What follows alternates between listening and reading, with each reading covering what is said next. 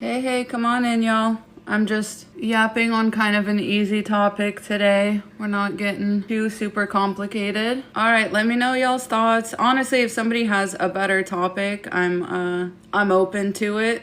This was one that I know is just very easy for me to speak on. Oh, good, Melody. I'm glad that you're into it. Yeah, and we're gonna talk about how this applies not only to male-female relationship, it applies to, your relationships even with your parents, with other women, with co-workers, anything. This applies to all relationships. The original title was going to be that marriage shouldn't be hard, because people say this a lot about marriage. But the truth is, like, if you don't apply this to all of your other relationships, you are a lot more likely to have one of these hard marriages. Does that make sense?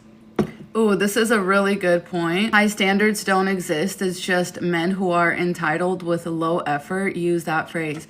That is kind of crazy. I'm really glad you said that, because when we really think about it, like, why would it even be a bad thing to have high standards for a relationship that you're going to be in for the rest of your life, like with marriage? Oh, that's awesome. Y'all go watch Christina's video. I don't know how to say the username, but thank you so much. I'm really glad that the content has been helpful. Okay, let's see. Will you ever speak on your relationship, how you met, and how you stayed together? It's not hard. It's not hard. That's what I'm trying to pass on to y'all is I used to always hear, like, the thing that made me reluctant towards marriage to begin with, and I know I got married young and all that, but I really was set on not getting married before that because people always said this thing that marriage is hard. Marriage is going to be hard. It's going to be the hardest thing you ever do. Your first year of marriage is going to be terrible, and then you're going to get the 7-year itch, and then you're going to get the 13-year, like, whatever. And none of that ever happened, and that's why I'm still married. That's how we've stayed together. He does not make my life hard. He makes my life easy. Our relationship has not been hard. It has been easy. At times, life has been hard, but our relationship was never hard. When my life gets difficult, he makes sure that he's doing everything he can to make it easier, and vice versa. And honestly, I could probably step up in that department. Yeah, every time a woman says in her vows, "Thanks for putting up with me," I also unalive a little bit inside, because what do you mean? Is he doing your laundry? Is he, like, folding your socks? Is he, cooking you dinner? Is he doing all that? Then you can say that. And even then, it's like he's choosing to be there. Men are not really known for, like, staying in relationships that don't benefit them. So as a woman, you should never say that, because if that relationship wasn't benefiting your man, he would not be there. And you just need to make sure that it's the same across the board. Thank you so much, Christina. That really means a lot.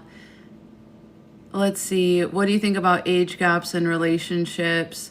That's part of, that is definitely, like, a very patriarchal tendency. Like, it speaks to, like, I think it's ultimately an example of men's, like, selfishness and, like, their inability to actually be selfless or disciplined. I think they are typically, any age gap relationship, be it, man and man, woman and woman. I mean, I don't know. The woman and woman one, I don't really have that much of a problem with. I don't know why.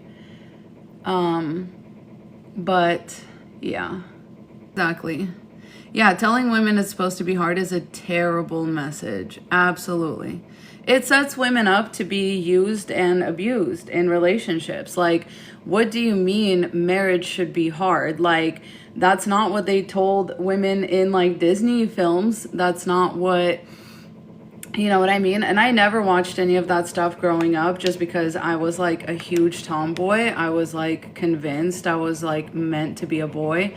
And so I never watched that stuff, and I was not around, like, babies or pregnant women a lot. I was not around stay-at-home moms or stay-at-home wives. in my childhood, and my mom has never been a stay-at-home anything. And so I have never had this idea that marriage is like the number one goal in life, that having kids is the number one goal in life. And yeah, so my marriage has not been hard because I'm like, if it's hard, then I'm out of here. Like, I've never had any, I guess what I'm trying to say is that I've always been shown an example of like women being on their own and like making it on their own. So I have never had any doubt that if my mom could do it in like 1991 Ukraine, you know what I mean? In the year of the collapse of the Soviet Union, if my mom could birth and like feed and sustain a whole damn child for like years in that whole mess, I have never had any doubt that I can do this shit by myself in America. You know, women are allowed to work, all that. So I have never really had that kind of like pick me attitude, because I'm like, in my mind, it's always been like women are better on their own. Whenever I did see my mom's friends that were married and had kids, they were always strapped with a bunch of children and their husband was always off somewhere else. You know what I mean? Like they would be in the kitchen, like, you know, doing all of the labor, doing everything, and their man is in the living room like laughing it up with everybody else. I'm like, why do I need that? Like, why would I ever want that? Like, I don't want that dynamic. I don't want anything to be hard. And then when my mom and dad got married, my stepfather technically, but that's my dad, like that's my guy, he made our lives so much easier, like immediately, you know what I mean? And then I was like, okay, that makes sense. And he's always been so good to both of us, me especially. So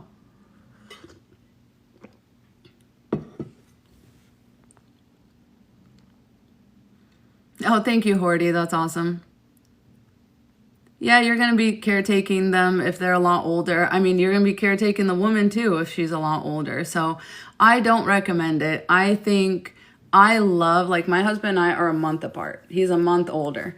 So like we really like have everything in common. Like we like, you know what I mean? Like when we think about, oh, this is the music I listened to in middle school, like it's the same music, you know what I mean? Like we have so much overlap. And I don't, like, I've dated someone that was like a couple years older than me, like 2 or 3 years, pretty consistently until I dated and married my husband.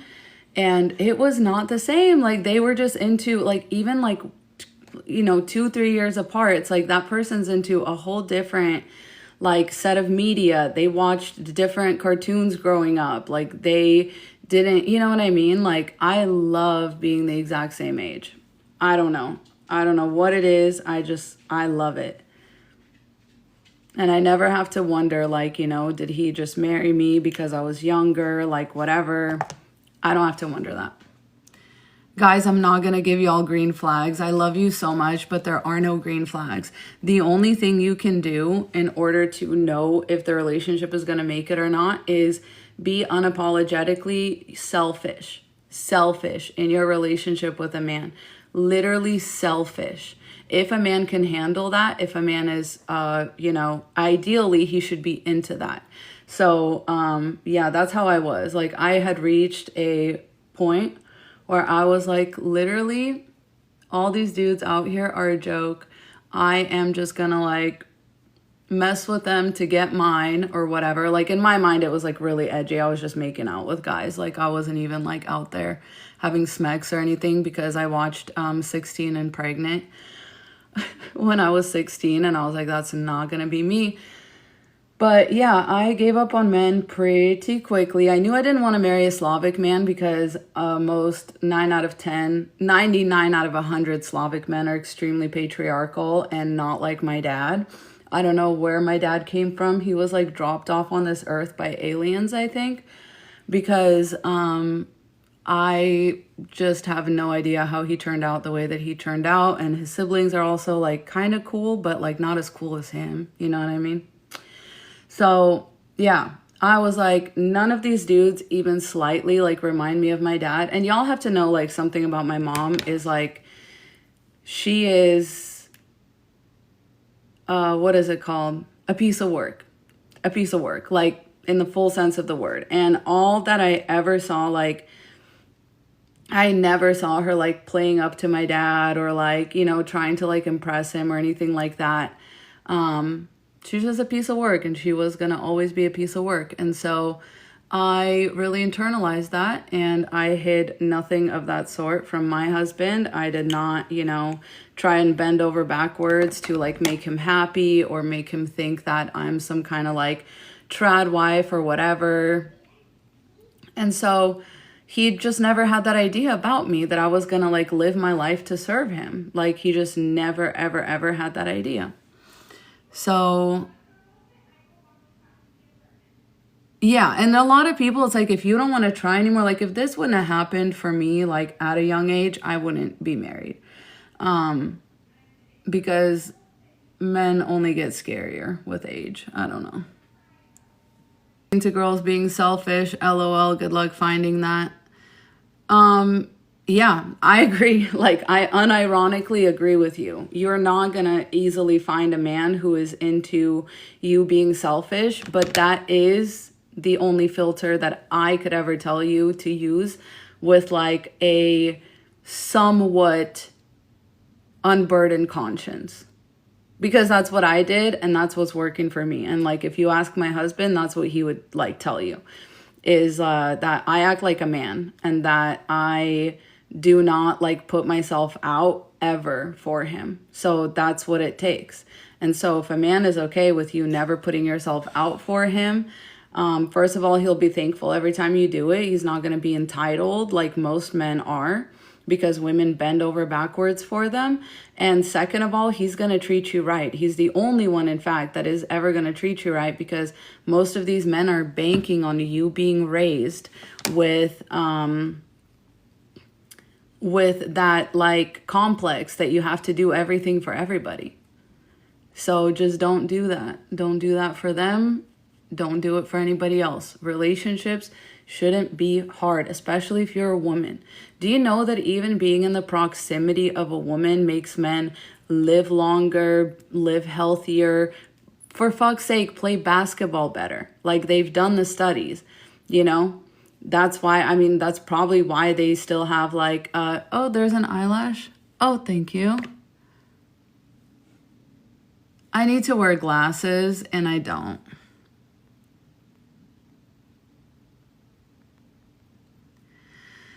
Yeah, Shelly from Love Island. I even think still like Ace is not the man that the relationship's going to be easy with. He made the relationship hard on her. And I'm glad that she stayed, like she kept her cool and she stayed just like nonchalant. But she also did mention that she cried the most out of anybody on Love Island and the editors just didn't bother putting that in. So I don't know.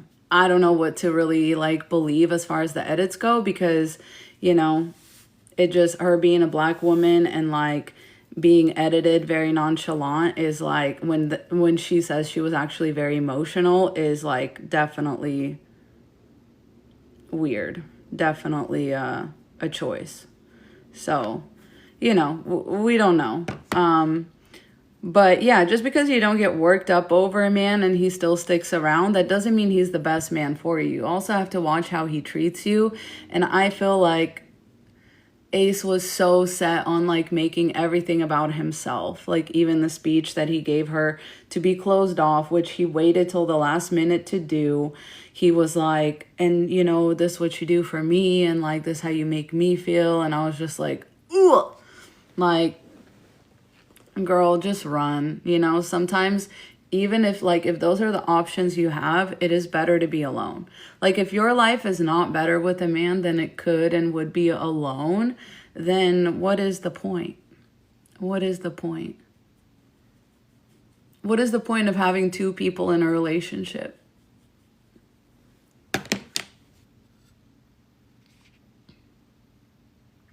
Girl, I'm confused. You said that women should stay away from men, but you are married yourself.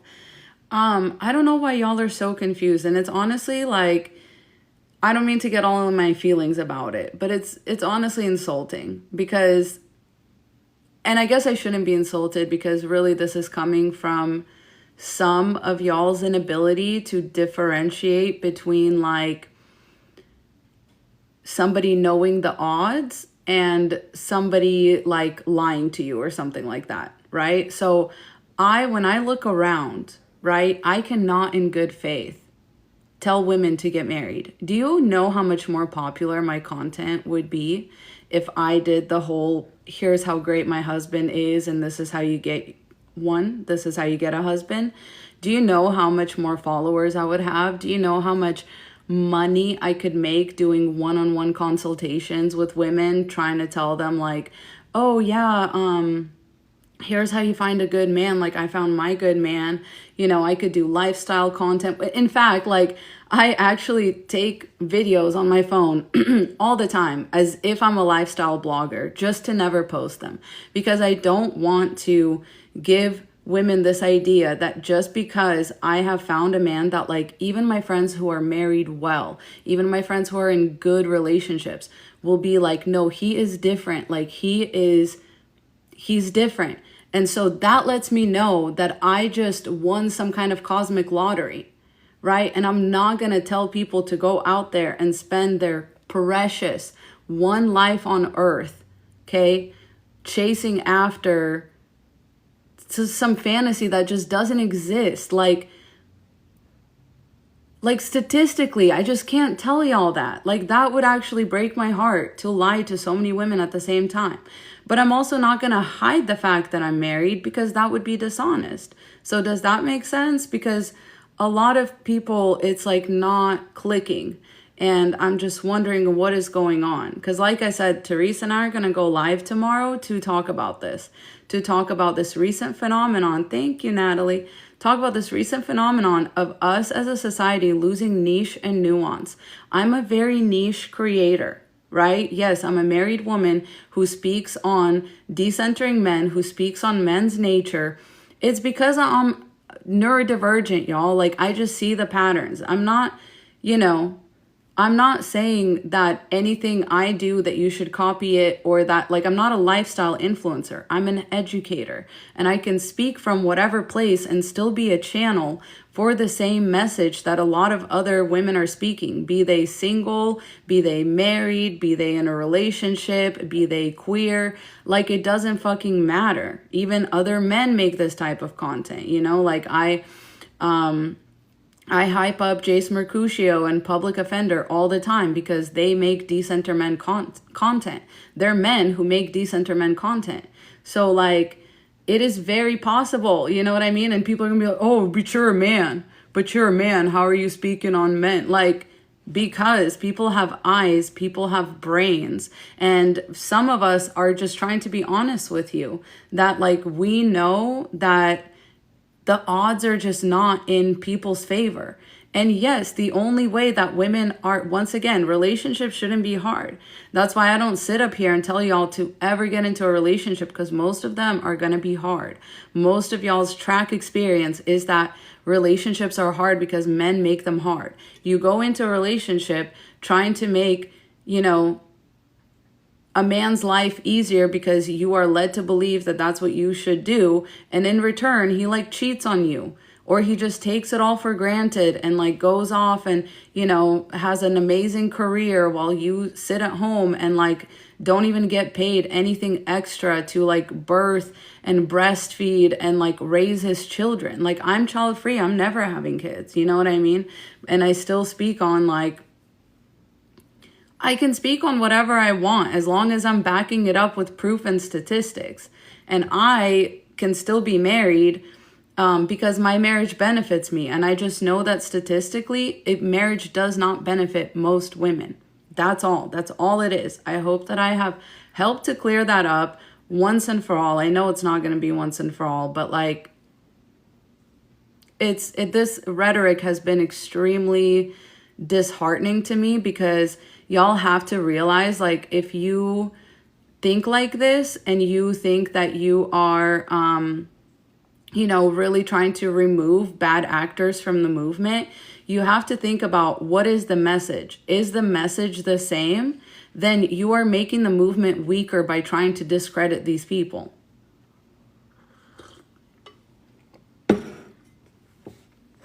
And once again, here's somebody willfully misunderstanding it. My man is perfect. All other men are evil. That's not what I said. I just said, listen, I know the odds. I know the odds. And for me to give women dating advice or encourage dating to other women, I would never do that. I just wouldn't. I didn't encourage it for myself, you know?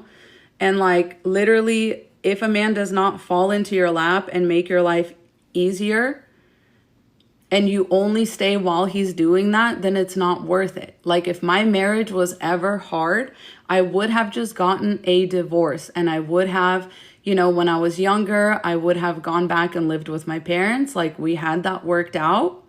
I was, you know, I was never going into it with the mindset of like, now we have to stay married. I literally was like, I'll just get a divorce. Because it's easy. You know what I mean?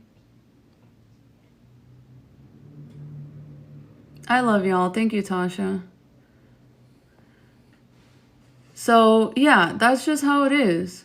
You know, it's not that my man is perfect and all other men are evil. It's that my man deconstructs the patriarchy and a lot of other men don't.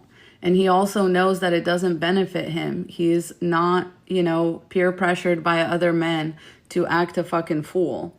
And most men are. That's just how it is. The patriarchy does apply across the board to men and women. And those are the kind of relationships that are always going to be hard, quote unquote, right? Even like relationships with male-centered women. It's always going to be hard because you're always going to be on this weird standby, right? When they're not in a relationship, you're best friends. You're like codependent. You're like doing anything and everything together. When they are in a relationship, all of a sudden that codependence completely shifts over to the man. And now you are basically just the on-call like therapist, like, you know, where they're just calling and like problem dumping on you. And that's basically becomes your job now. God forbid you also become their like, thank you, Jen. God forbid you also become their like safe space to like escape abuse over and over from the same man, right? They're putting you in danger because he shows up to your house with a GUN. Like all of these things are like, that's going to be the kind of friendships and relationships you're going to have with male-centered women. For some of us, this is our mom. For some of us, this is our, you know, partner. For some of us, this is our best friend, like a coworker, right? All of these relationships are going to feel hard and exhausting. And I do not want y'all as women to gaslight yourselves into thinking that relationships should be hard. That's just something that they teach women. Honestly, that's just something that they teach women so that we will continue being the sole reason, you know, that anything, it still exists. Like we hold up all of the structures. If we were to take our energy back and actually just apply it to ourselves and take it out of all of these like hard relationships, you know, take our energy away from energy vampires, from people who feed on that, right? Our life wouldn't be hard. Our life would be easy, right? But it's the patriarchy convincing us over and over again to invest in these relationships that are soul-sucking, blood-sucking, energy-sucking black holes. Just because we're women and because we're supposed to be nice and, oh, don't you want to help other women? And, oh, but, you know, marriage is going to be hard and, like, you got to hold your man down. Fuck no, I don't. Fuck no, I don't. What do I have to hold a man down from? This system is built to benefit him. So if he's not holding me down, then what the fuck is he good for? Oh, you're supposed to hold down other women. No, not if they're male-centered. Male-centered women, there's a vortex that they're always heading towards, and they will take you down with them, right? They'll be, let's go to a party, and there's a bunch of rapist men there who will assault you. right? They'll be like, oh, let's go hang out with this dude. You want to hang out with me and my dude? And they're running drugs. Like, that shit is scary. You should not be in those kinds of relationships. You should not be in those kinds of friendships. These things are like stealing your energy as a woman. You need to find people that lift you up. There are so many people that you are energetically aligned with that you're literally missing out on by investing in these dead end friendships, relationships, even like relationships with your parents. Like, if your parents are not like, first of all, your biggest fans, like, don't be in a relationship with them. You know what I mean? Cut them off. They brought you onto this earth without your permission. You never asked to be born.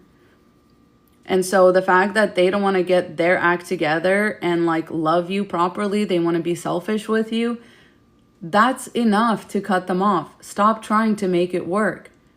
They are not worth it. They are a selfish and scary person if they do not love their own child, if they do not hype up their own child, if they use their own child, as a laborer or as a dumping ground for their problems. They never ask you how you're doing.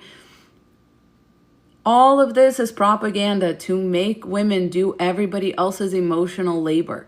Retract your energy. If your relationships are not going both ways in a way that makes them feel easy, effortless, low pressure. I have so many of these friendships where it's like, we're just energetically aligned. Like, we are just energetically aligned. Like, and it's other people, other neurodivergent people that like have trouble texting back. So it's not a big deal if like we go a couple days without a text. Like, I don't fuck with people that are like way too like in my space, way too in my personal life. You know what I mean? Like, I set boundaries with people and a lot of people don't like it.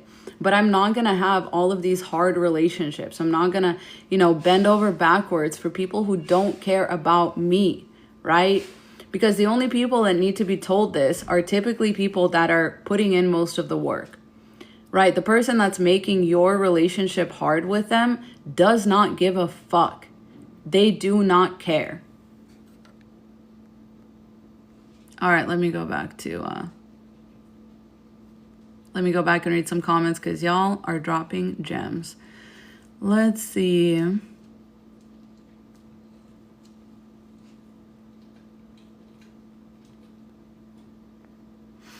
How can you tell if something is weaponized incompetence versus neurodivergences?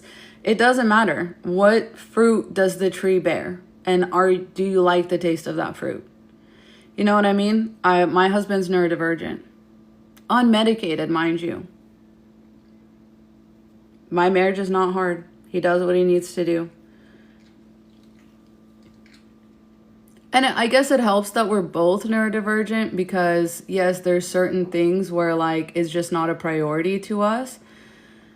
So, I wouldn't say pick your battles. I would once again say pick people that you feel are, like, qualified to walk by your side, regardless of the battles, Pick people that you have the same priorities as.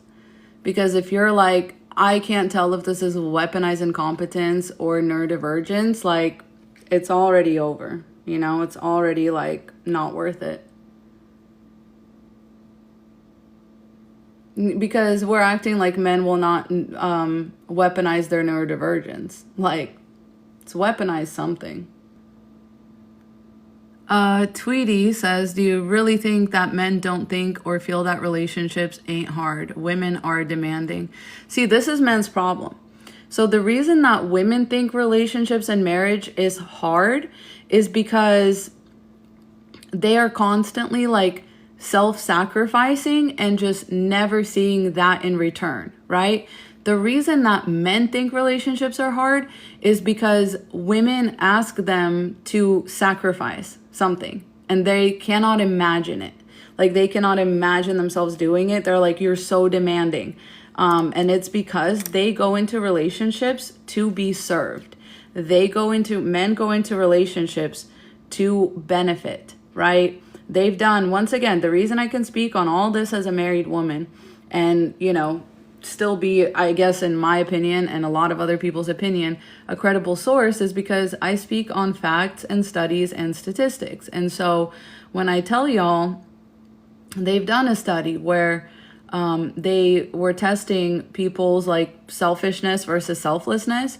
And when a man would do a selfish action, when a man would act selfish, the reward center of his brain would light up. And when women would do a selfless thing, then their reward center would light up. And so you have to know that difference, and you have to literally unlearn that as a woman. You have to start being more selfish, even if initially it's not satisfying to you. Trust me, one day it'll feel like second nature, okay? Trust me, one day putting yourself first will just come naturally, and you will feel that reward, light up in your brain, because you should not be living your life so diametrically opposed to men, because that's the reason why we are struggling. And I'm not trying to like blame women for this, because nobody else is really saying this. Like, not a lot of people are telling women these secrets, but you just have to be selfish, and then your whole life will be built around, like your whole circle will become built of people that can handle a selfish, unapologetic woman. That's what my circle's made up out of.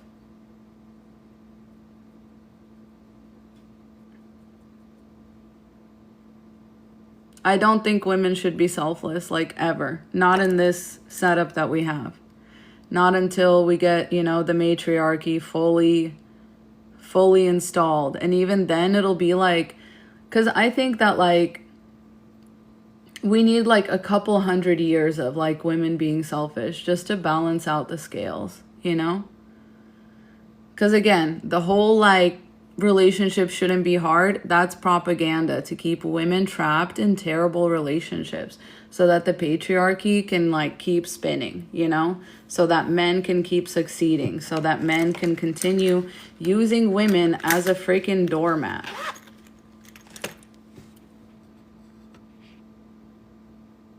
Raina says, I had to cut off friends who would get mad at me for not responding within 30 minutes. Yeah, so many friends will act like a man to you until they get a man. And, like, trust me, as a neurodivergent Cancer sun, like, I get mommified a lot in my, like, relationships with women, and I always have to pump the brakes. I'm always like, no. Like, you can't just call me in the middle of the day. Like, you can't just don't call me to, like, dump on me. Don't call me to, like, dump on me. Don't do that. Like, that is just, we're grown people. You need to learn to, like, process your emotions. Like, obviously in your 20s and your teens, obviously you're doing that with other girls, and even then it still felt icky to me because all these people would, like, all these girls would, like, dump their problems on me. I remember there was this one girl I was friends with in high school, and literally the friendship was so one-sided. Like, we just had a lot of classes together, and honestly, I was just good friends with the person who happened to be her on and off boyfriend. We rode the same school bus, and we would always just sit next to each other and listen to music together. And so they were dating, and all she would ever do is, like, dump on me about their problems, about what he's doing, about what her mom is doing, like, all this stuff. And I was like, yeah, like, I'd always listen to her, always encourage her, always be, like, there for her. And then she had a baby with him, and then, like, did not reach out to me, like, anything like that, and then got mad at me for never coming to see her and the baby. And I was just like, I mean, like, I'm not just gonna come up in your house. Like, I don't even know where you live. Like, I don't even know what this is, Same with another girl who did the same thing. And, like, I used to get free lunch in school, and for some reason she wouldn't, even though she probably would qualify for it. But her parents were just not, like, they were it was probably like a rough household, you know, so she just never could eat. So at one time I gave her like my little login so that she could grab a pizza slice, because I was like, I'm not gonna have lunch today, like you can have my pizza slice. And then the next time I went to get lunch, they were like, you already got lunch. And I was like, what the fuck? And yeah, she was just like, oh, I thought you said I could use it whenever. And I was like, no. So people definitely will take advantage. I learned these lessons in high school, and like ever since high school, I've just been like, you know what, fuck it. It does not benefit me to be so selfless. It does not benefit me to be like putting myself out for people that will never do the same or will just take advantage, you know? Let's see, I had a good question. Do you have friends? Yes, I actually have lots of friends.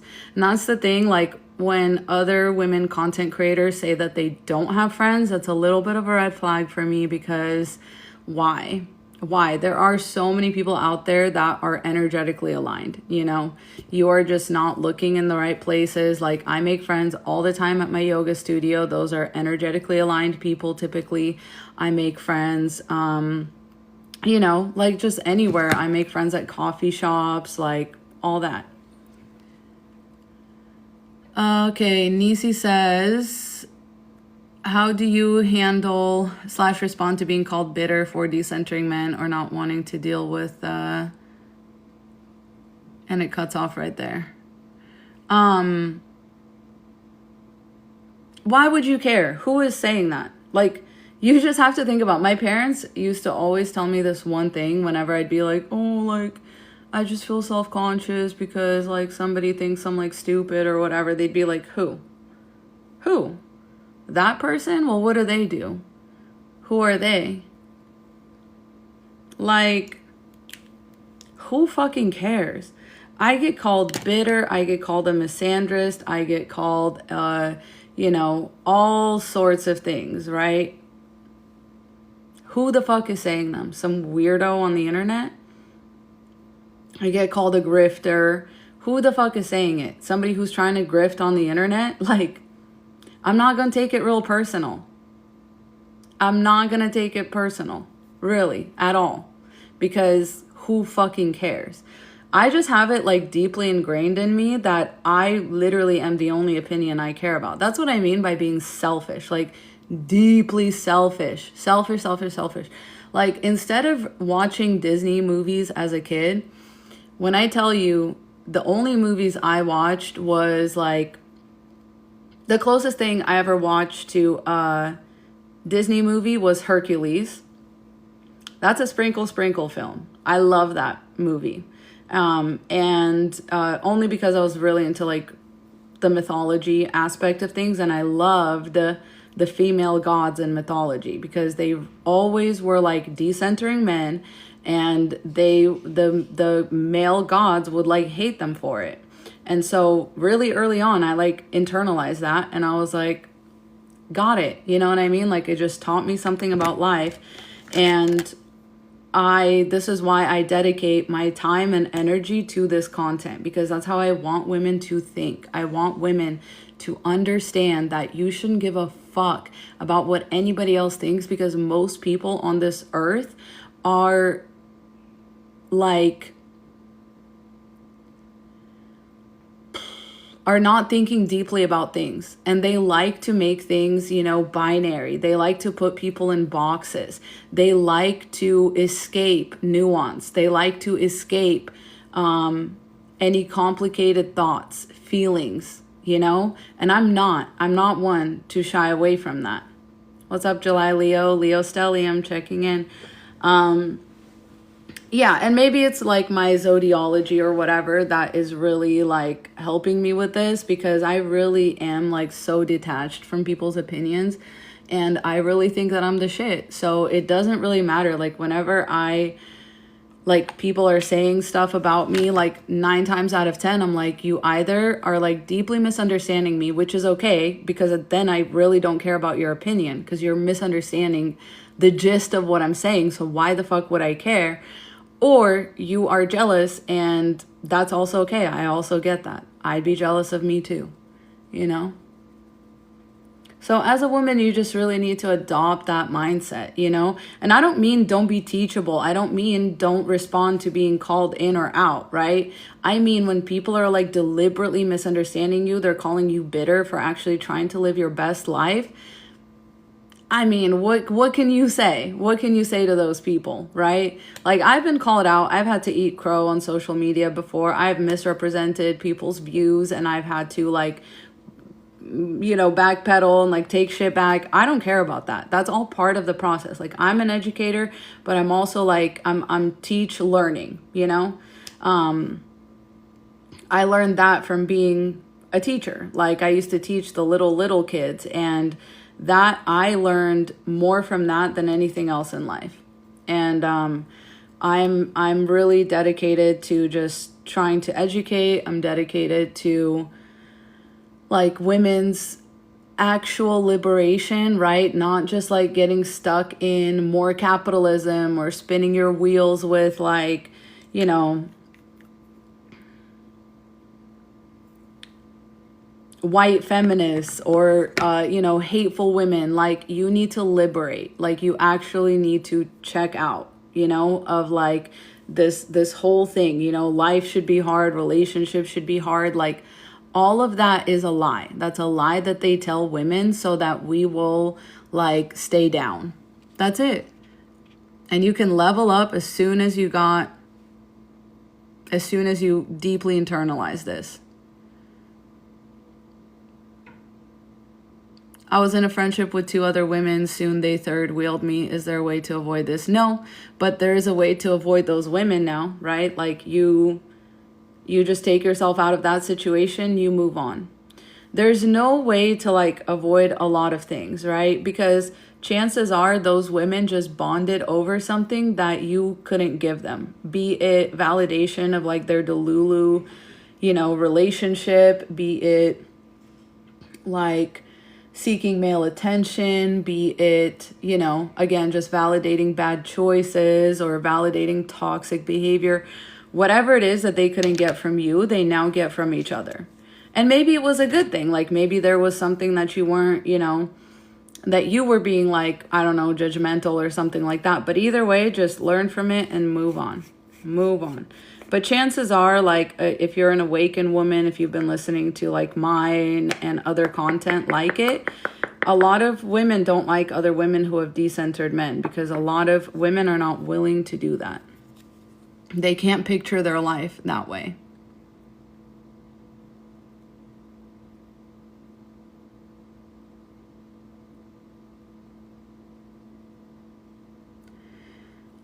Is it normal for romantic gestures to not be as frequent as the beginning? No, I think they should get more frequent. Like, is he making less money or something? Like, you know? That's usually what's getting in the way. But effort should only increase, in my opinion. Because once again, a lot of men just want to trap a woman and then kick their legs up. And they just want to sit there while you wait on them hand and foot. Right? So what I would do is I would decrease my effort to 0 and just leave.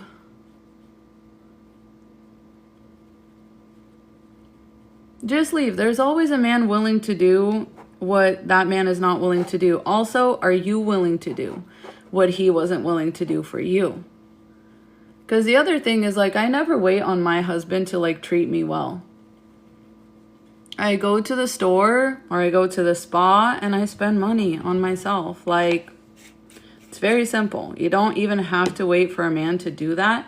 And like a lot of women, it's like that's part of like decentering men, is like taking their credit card and not waiting on them to do no romantic grand fucking gestures. You know what I mean? You know yourself best.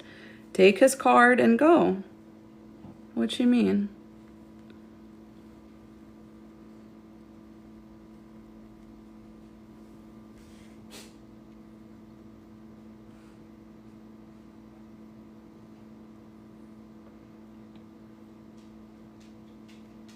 So so if your friend calls you for support, you won't talk to them. So it depends, right? So I really think that now, so for example, I'm 34, like I'm well into my 30s. I do expect my friends, it's like at this point, you've had 34 years, right? Most of my friends are my own age, maybe a little bit older, maybe a little bit younger, but you know, I try to be mindful of age gaps too, even in friendships, because a lot of times like people link up on like maturity levels, and I like to be within a couple years, you know? I do think like being friends with older women, like that's something I do want to get into more. But yeah, so it depends. So if a friend is like genuinely having a hard time with something, first of all, I'm not a therapist. Like I don't want people to, now that we have such like easy access, most of us, to therapy, to somebody that we can talk to, I think that is best, that kind of stuff is best shared with somebody who is like actually qualified to help in like all sorts of situations. Because it like depends, like if you're calling me about something I have no experience with, you're calling me that about something that like I haven't had to deal with, that I'm not educated on, like, why are you calling me? Like, that's not going to be helpful, you know? I can definitely sit there and listen and stuff, but I also take it into consideration, like, when are these people calling? Like, or do they like give you a heads up before they call? Like, I am an emotionally like sensitive person. Like, my husband works a job that has him dealing with people a lot, especially like in poverty.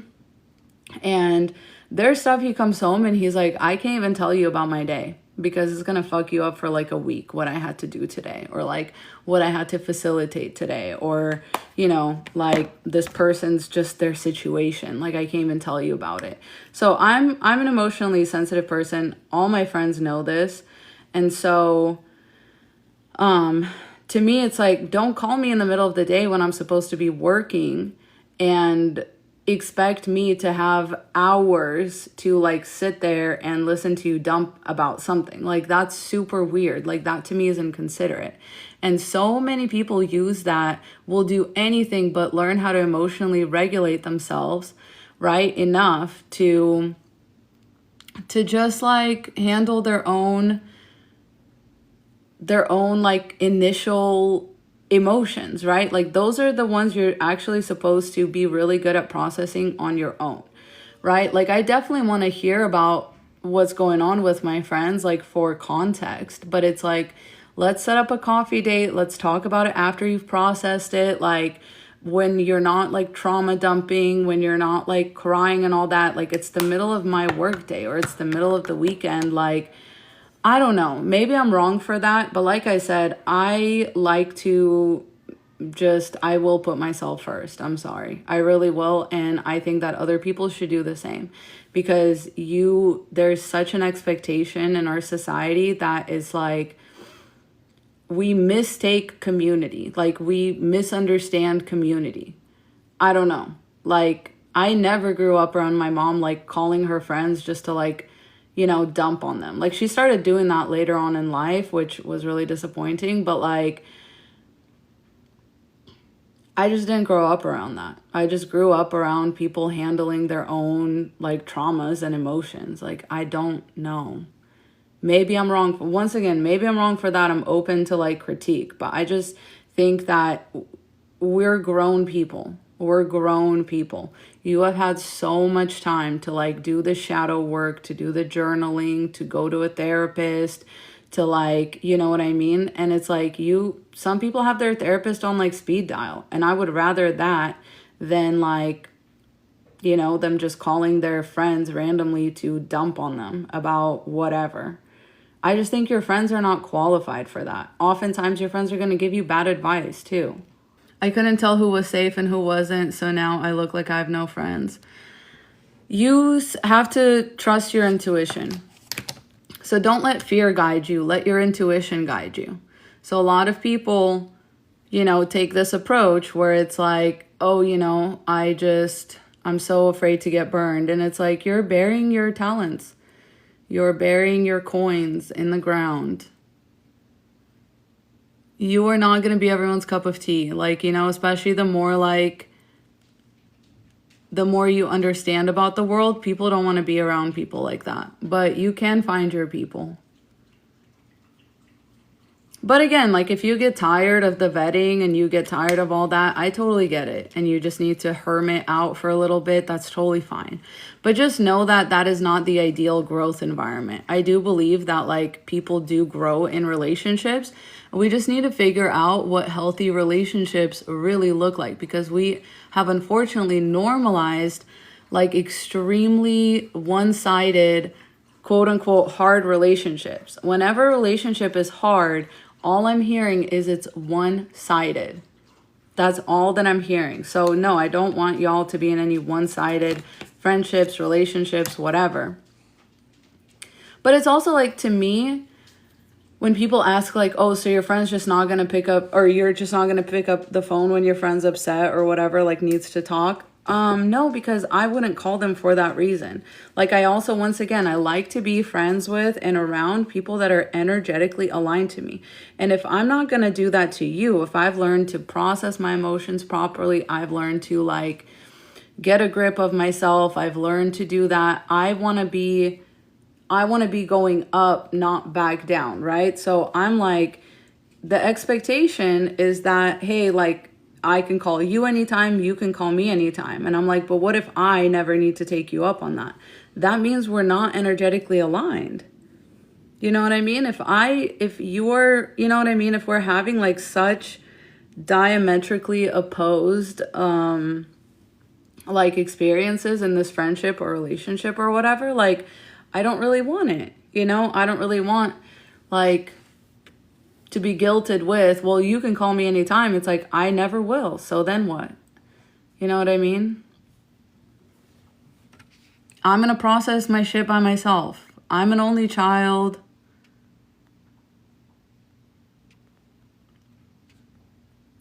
I'm used to it. Yeah, it's okay if people were once aligned and no longer are. Most people come and go. I think that is a reality of life that we just have to accept. And like, you will grow out of a lot of your relationships, and it's going to be kind of sad, but ultimately you are better off. You are way, way, way better off. And you can still thank those people, hold those people dear, you know, for like helping you through certain experiences, or just being there at a certain time in your life when y'all like clearly, you know, needed each other and you were energetically aligned. For whatever reason, you can like have that, you can hold that, you can thank that, you can, you know, you can absolutely appreciate that without feeling the pressure to like continue forward.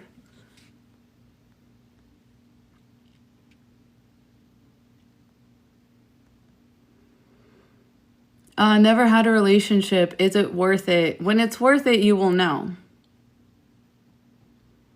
The live is not ending. I just did a quick makeup today. I'll be here for a bit.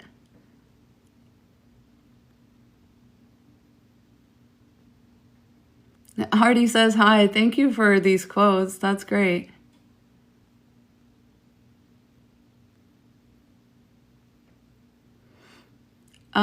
Raina says, do you have any book recommendations for liberating ourselves or decentering men? I have a Goodreads list in my bio. I need to add a couple books to it. But none of them I think are around decentering men. Oh my God, I'm so behind on the comments. Okay, hold on. Yeah, one of my very best friends is okay with being stuck in place, and I'm so sad I've had to distance. I get it. I get it. I have had friends that were in active addiction that I had to kind of like leave behind because it was turning into like an enabling thing. And thankfully they understood. They're clean now. Like, we're all good. But like, they were definitely like, yeah, I get it, because I was not a safe person. So don't feel bad. Usually they will understand eventually. That's why I don't think having no friends is that big of a red flag. Our society is very toxic, so most people are toxic, but maybe I'm just coping because I don't have many friends. I don't mean for that to come off as judgmental. I just mean that, like, a lot of times women will be like, I don't have friends, but maybe it's because you're just like, happen to be finding friends in the wrong places because you're not focusing on yourself enough. And Jamie, I'm not saying this is you, but if anyone else is having this struggle, consider, like, where are you finding these friends? Is it like in your workplace? Because typically that's not the best place to find friends. Like, sometimes it will be, sometimes it's cool, but like, you're just like proximity to things that you have to do, that's not going to get you the kind of friends you want. You want to have proximity to people that do the same things that you want to do. So I would like highly suggest like looking at events your city's holding, looking at hobby spaces, looking at just kind of getting yourself out there for you first. Like, once again, we are, first and foremost, you want to be like selfish. So don't give people access to you, you know, unless they have met certain prerequisites, unless, you know, you met them in a place that you feel safe and good meeting people, you know. But I would just say, like, friendships are good. Like, it is good to have people to talk to, bounce ideas off of, like people who have friends, people who are in community live longer. So I just want to encourage y'all, like, it is important. You know, part of the reason why it's important to be in community is because, like, people will pick up on like little, you know, health issues, little changes in like your mood, your appearance or whatever, and they'll be able to point that out to you so you can like go to the doctor and stuff like that. So it's really it's been a good survival tactic for us for a long time. So I really would encourage y'all to, especially if you're like decentering men, to try and find some friendships, like some female friendships. You know, trans men are great to be friends with because they will be respectful of you as a woman, and they will set a good example of like how men should act. Like, I think trans men are the future as far as that. But yeah, you know, just still be careful. But like, it's no judgment either way, because I get it. I really do. Oh my gosh, Jody. Yeah, mom friends, I don't even have advice with that because most of them are so far gone, you know, down the patriarchy current that it is crazy, especially if they're a boy mom. I don't mean mom of boys. I mean boy mom, okay? Very, like, derogatory. Like, let's not misinterpret it, okay? Crystal says, question, as someone secure, how do you deal with insecure projections?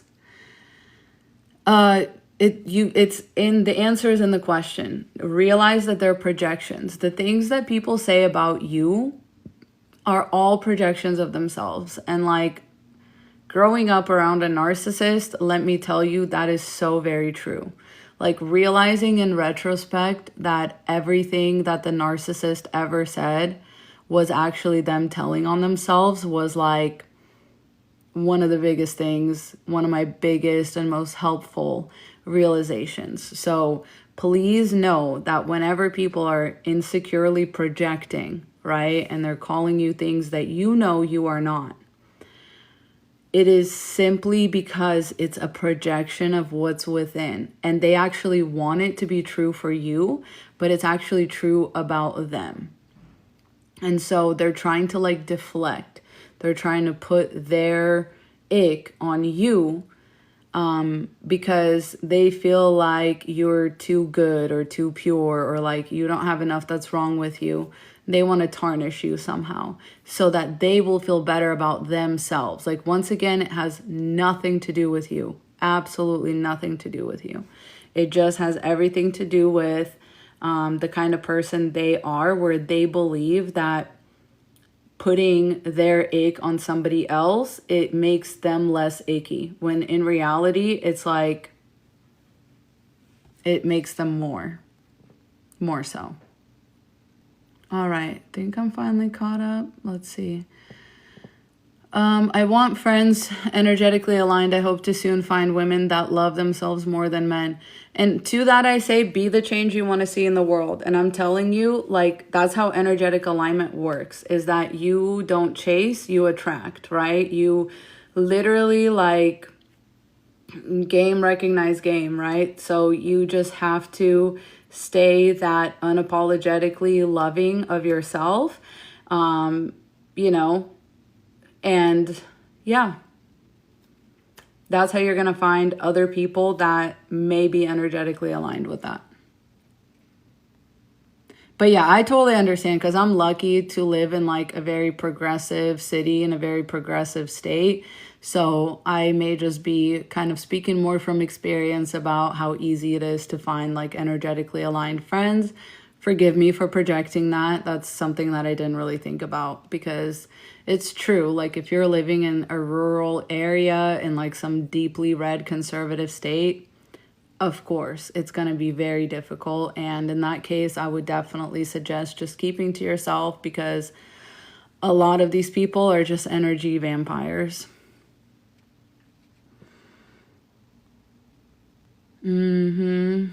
Oh, yeah. All the comments about the mom friends. I'm sorry, y'all. Those sounds terrible. My old friends who had kids are in another world now. Yep, same. They try to guilt trip you on why you don't have kids. Yup. Super weird. Like crabs in a bucket. Yeah, my old best friends are now moms, which means they're gone. Yeah.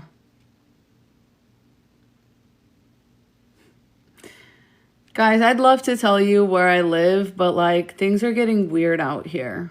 Okay, like, I'm not trying to get doxxed. It has been a very disconcerting couple weeks here on feminist TikTok. Let me just tell you. So I am keeping a lot of things to myself, probably less than I should, honestly. And y'all be careful telling people where you live at. Curious question. World is full of different views and opinions. How can you be sure yours is right? Well, I always, first of all, like I said, I go by facts and statistics. I'm not like pulling these things out of my butthole, okay? I'm literally like going off of studies and stuff. Like, literally, like, men live longer. That's a study when they're married. You know, like the selfishness versus selflessness, brain reward center thing. That's a study. The fragile male, that's a study, right? These are scientifically peer-reviewed studies. So I'm not speaking out of like, one doesn't have to speak out of experience to put data together and extrapolate from that data for women's benefit, right? Because it's like, we have all these studies, but our messaging as a society really hasn't changed. You know what I mean? Like, people will put out all these studies that's like, men do less labor at home, even when women are working full time. You know, women are still pulling most of the weight. They'll do these studies like, yeah, men when they're selfish, it's rewarding for them. You know, men cheat, men do this. Like, we have the numbers. Men, I mean, we're not even talking about some of the more harrowing statistics that are like, you know, when you're pregnant, your number one threat is being unalived by your partner, the person who got you pregnant. But we're out here like, why is the birth rate dropping? I don't know, bitch, because maybe y'all put out all of these studies and women are putting 2 and 2 together, but obviously not enough. And so it's like, we really have to like keep calling this out. You know, it's kind of like, say what you will about the Barbie movie, but one of the things that they really nailed is that, you know, when we call out the cognitive dissonance that it takes to live under this system, you know, that's the only thing that can crumble it, right? Yeah, you can look at history, right? Some people say they didn't need a study to know that, but that's what I'm saying. Like, I speak from, you know, people are like, oh, you're a married woman, how can you speak on this? Because I can read, because I can, did y'all know they're teaching women how to read now? They're teaching women how to, like, think critically. Hello? I mean, you don't need to teach women that, to be honest. Women have always been critical thinkers, but my FYP has made a huge shift to red pill content. I've noticed small changes, but now it's huge. That's scary.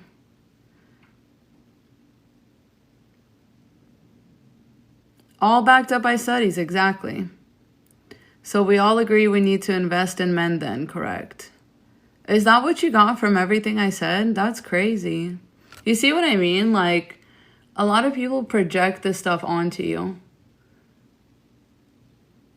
They'll be like, where's your degree from? And they don't have like basic comprehension. Like, why do you care about my degree? You wouldn't be able to like understand anything that it takes to get a degree. So why are you asking people about their degree? Also, once again, I'm not telling y'all like where I live or where I went to school or anything like that, because people are getting creepy and scary online.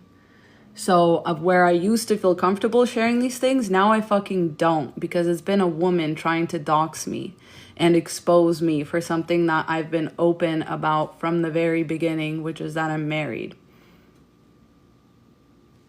You also don't have to have a degree. Like, that's so elitist to be like, oh, you have to have a degree to speak on things. Like, no, lived experience is also valid.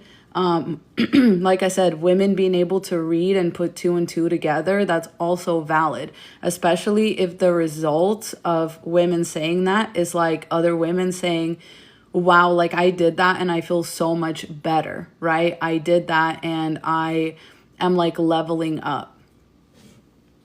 Yeah, they're trying to silence the message because it doesn't fit their agenda.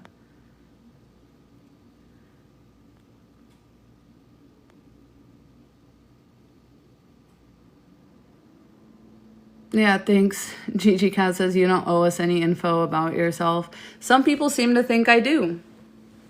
And you know, it's very entitled, and it's very like,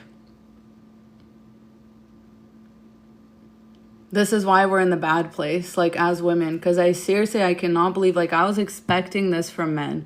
Fully, entirely expecting this from men. I was expecting to get, you know, doxxed. I was expecting, hi, Black Pearl. It's so good to see you lately. I'm so glad you've been, like, able to pop into these. Yeah, people have no lives, so they zoom into other people's lives. I also think it's coming from, like, a lack of control lately that people are feeling. Like, we, like, ever since, you know, the election, things have been just spinning quickly out of control, like as far as the economy, as far as the government, as far as like social programs, social safety nets. Like, we are just back on that narcissistic roller coaster of like, you know, energy siphoning and like just the constant like unexpected, like you know, they never let you know their next move kind of thing, so you're just always like thrown off course. So it's been very mentally difficult and like challenging for people, I think, to be nuanced and understand like the idea of a niche, the idea of like some people speak on this, you know, other people speak on this. Like, we can't all know everything and speak on everything, right?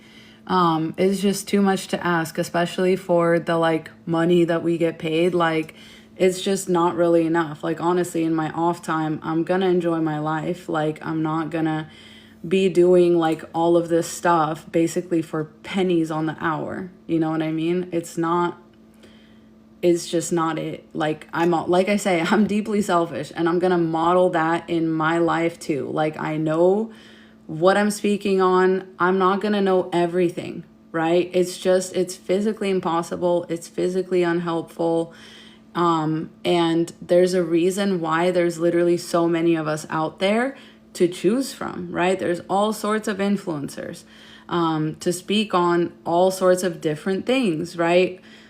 When it comes to like disability like advocates, I follow disability advocates, right? When it comes to anti-racism advocates, I both speak on that and I follow people who speak on that. Like, right, check my following list. It's always been public.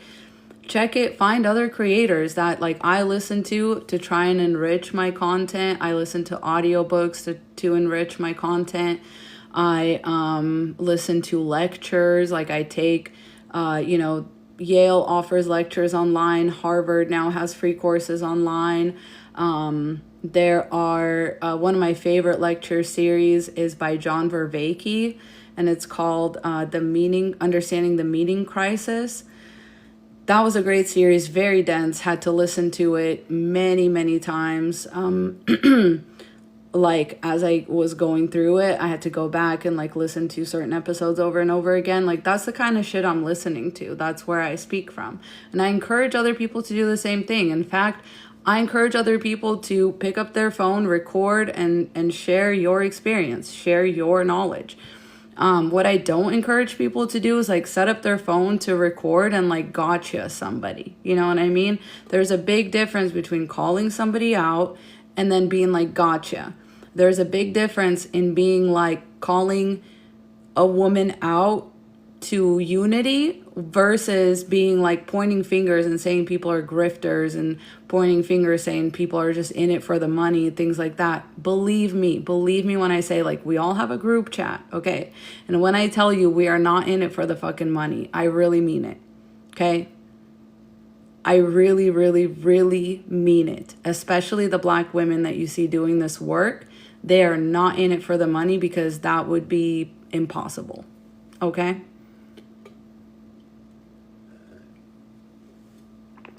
I'm just letting you know.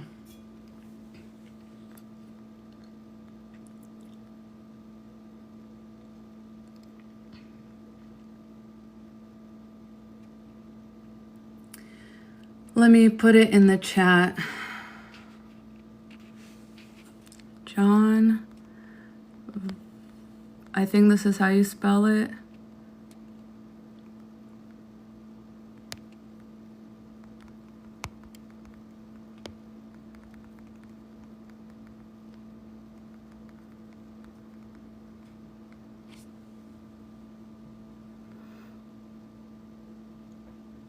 Gigi, that means a lot. Thank you.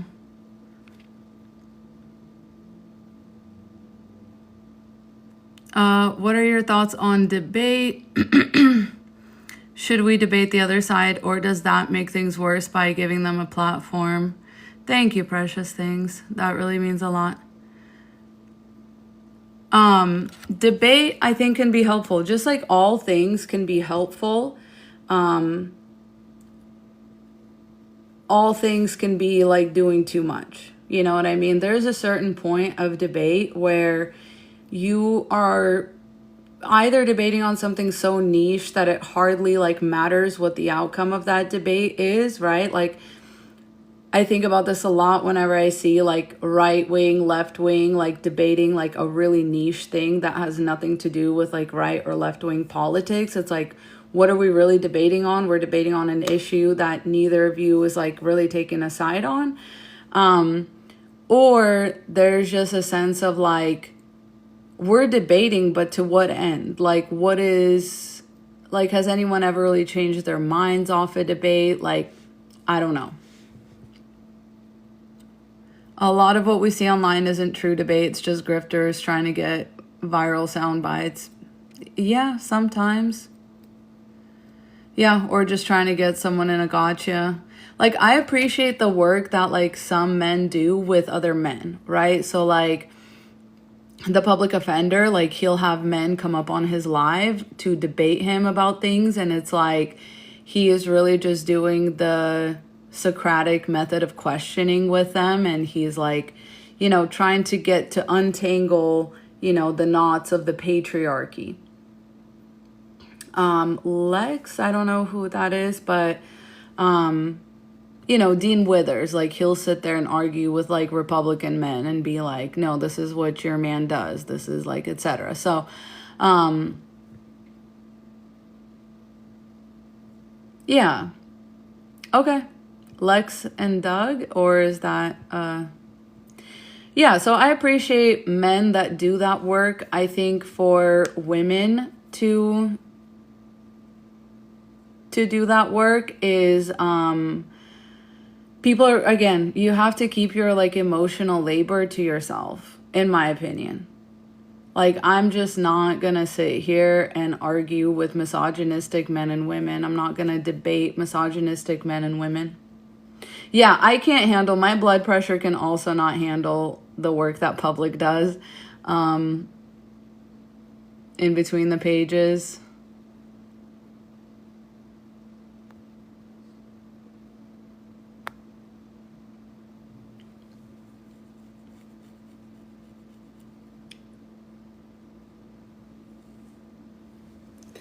Yeah, and see, a lot of people say they get, like, grifter vibes and stuff, but I don't know. I don't really sit there and watch the Dean Withers lives or anything like that. I don't think I even follow him, but I just like that he does that. If you get grifter vibes off of him, that listen to your intuition. You know what I mean? Like, don't let me change your mind. A lot of people think public is a grifter, and I'm like, yeah, it's kind of like this weird thing where people are like, when you complain about, like, you don't get paid, people are like, oh, you poor baby, like, that sucks, you know, whatever.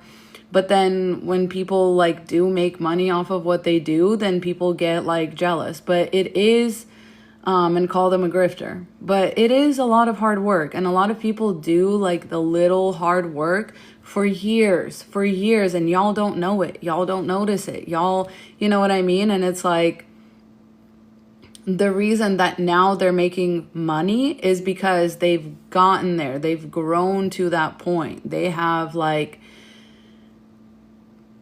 you know, done it enough times to where it, like, they should be paid for it. You know what I mean? You're not being paid for the work you do as much as the experience and, like, the work that you've done to, like, get there, right? One of my favorite examples of this is, like, in the art industry or, like, in the filmmaking industry, right? I have been around that industry a lot, and I can tell you that most people start out and they will work not just 1 year, not just 2 years, they will work 5, 10, 15 years for nearly for free, like, literally, like, making $500-$600 off a several day, you know, gig, or, like, off of a week's long gig. No health insurance, no nothing, right? But then, like, they'll get a big break, and people are like, oh, like, now they're getting paid, now they're, like, too good for everybody, or, like, why are they charging so much now because I worked with them for free, and, like, whatever. And it's like, because they worked for, like, 10 years for free, and they gained all of that experience, and now they can take it and leverage it, and you're just mad because they've always had that experience, but they just weren't able to leverage it, and you took advantage of that. You know what I mean? Billionaires have nothing to do with this. Billionaires are 0.0001% of the population. They're very problematic. But that's not what I'm talking about here. I'm talking about influencers going from making, like, 11K a year, right? To they finally are able to make a living, right? They're able to get into the 6 figures, like, whatever. And now y'all are mad. Now they're a grifter. Now you know that they're getting paid a couple $100s per live. Now they're a grifter. But it's like, no, it's just because people show up to the lives. Like, I'm going to get paid $2 for this live. Actually, I can tell you guys in real time right now how much I'm going to get paid. Come on. Okay, well, it just wants to move my sticker. Let's see. Yeah, $1.90. Because I'm just here yapping it up. I'm not asking y'all for anything, you know, please don't. I'm just recording this for YouTube. But I'm just letting you know it's insulting, you know? And I just know that, you know, when I do start, like, if I even do, I don't know. It's not why I do it, obviously. Very obviously, this isn't why I do what I do. But yeah, I'm just letting you know it's hard. Money's hard to come by on these apps. And then when you start getting brand deals, when you start, you know, doing all this stuff, then people want to be like, oh, they're a grifter. It's like, if the only thing separating a grifter, it's for the whole life, and I've been on since like 10.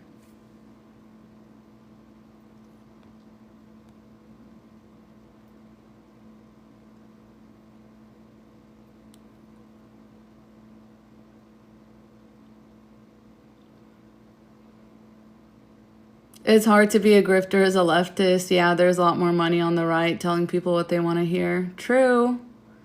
Hi, Dan Pepino. Thank you so much.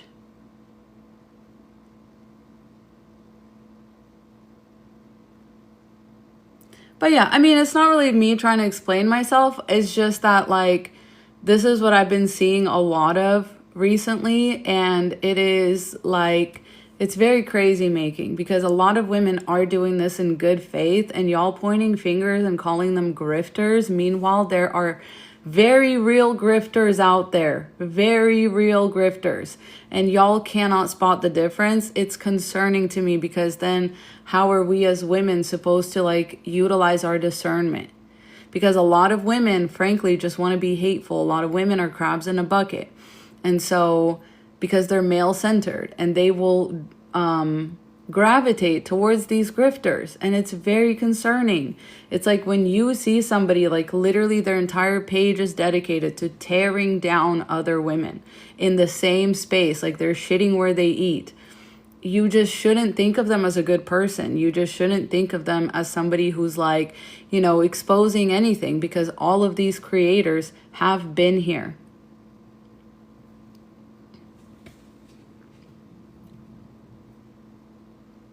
Yeah, art, that is what it is. Like, I am literally just telling y'all the truth. Can you go back to the topic? Yes, I can definitely go back to the topic. Thank you for calling me out on that. I'm a yapper for real, and I do get distracted kind of easily. So, but that's been my whole point this whole time, is just that, like, if somebody is asking a lot of you, if you feel like they're sucking your energy, if you feel like, you know, even following somebody on social media, if it feels like it's sucking your energy every time, then just unfollow them. Then just remove yourself. Just don't, like, literally your energy is the only thing you have in this world. You know, it's just you. You come into this world alone. You are gonna leave this world alone. It just is what it is. And that's the best thing you can realize.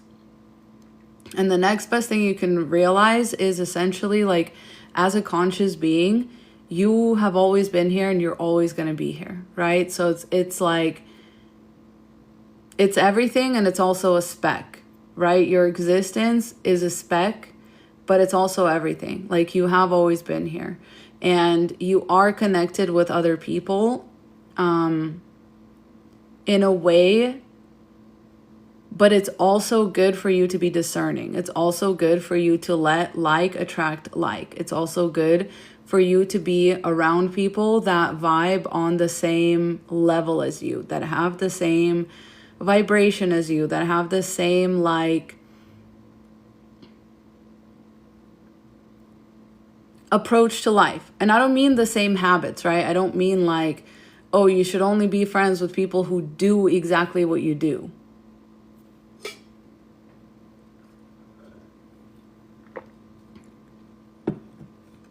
You know, like, I don't want that to sound like seek out your own kind of thing, because all my friends are very different from me. And the thing that connects us is a high opinion of ourselves, but not in like a weird or cocky way, but just like, I don't care if you don't like me, this is who I am. And vice versa, right? Like, you just be who you are. Don't worry about whether I'm going to like you or not. And that is a transcendent version of like a narcissist who would say, this is me. And even though I'm hurting people, I'm not going to change, right? This has nothing to do with that. What I'm saying is there are people that when you speak well of yourself, or when you talk about your accomplishments, or even when you speak positively of others, they will try to like poke holes in that, right? They'll be like, oh, really? Oh, you like them? Oh, that's, whatever. Like, they'll just kind of throw subtle shade where you're trying to be vulnerable with them. And so you want to be very wary of that. Yeah, MC Harrington says, I try and be patient with my friends that are hearing about decentering men for the first time from me. But sometimes it's hard to know how long the patience in friends' learning stage should last. It kind of just depends on like the progress level. And also, nobody says that you have to be friends with people that you share knowledge with, right? There's a lot of people that I have sort of just, I think it was just a thing where I'm like, hey, if I'm put in their life for this one moment, this like couple minutes where I get to share with them like this one truth or whatever, and then maybe they never want to hear from me again, maybe they never hit me up again, maybe we just go our separate ways after that, like, then let that be that, and I'm just not gonna hold back on what I want to share with them, because I'm like, even if they don't like it, that's not really my problem. Like, I'm gonna say what I'm gonna say, and that is what it is. Yeah, shared morals and values, core values for sure. Caroline says, I'm a very positive person, but my roommate is so negative and it's so draining to be around them. Yeah, Caroline, I would really minimize my time with that person. And I know it's hard when you're a roommate, but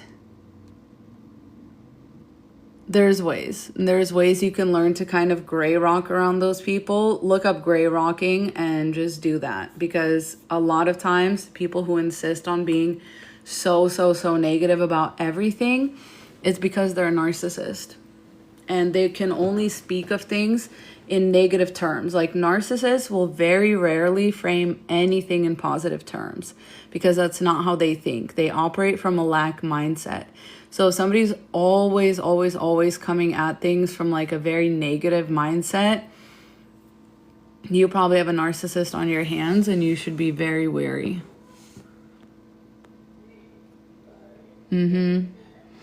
Yeah, and I gray rock with almost everybody until I have... Yeah, and I gray rock with almost everybody until I have a reason not to. Like, I don't allow people to access my energy, my like private life, my past trauma, like anything like that. Covert narcissist. Yeah, it could be a covert narcissist. It could be an overt or malignant narcissist. It could be a sociopath. All of these people typically tend to frame absolutely everything from a negative, fear-mongering type standpoint. Signs of a high quality man, I don't talk about that. Very few men are high quality, not enough of them out there for us to be wasting any time discussing that. You will usually know it when you see it, but there's also like this pipeline of like high quality or high value individualism that I really don't appreciate. Like, but there's just, because then it gets applied to women way more so than men. Oh, yeah. So see, this relationship shouldn't be hard. Coming back to the topic, fear-mongering very much. I had an ex-friend that would try to make me paranoid about what others thought of me. That. So anybody that tries to make you like afraid in general of like just life, you know, somebody who's not like encouraging, somebody who is more like trying to get you to focus on people's opinion, trying to get you to focus on like things that are honestly tertiary in your life. You know what I mean? You do not have to care about other people's opinion of you. And let me just tell you, the worst but most successful people, they do not give a fuck what anybody thinks. You know what I mean?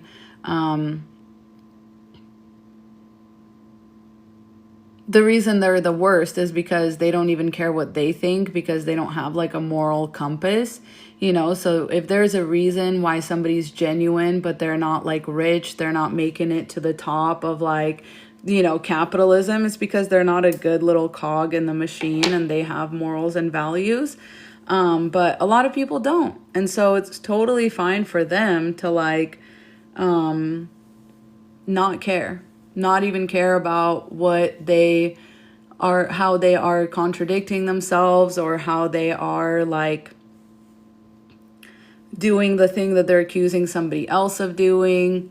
It's very easy for them to not care about that.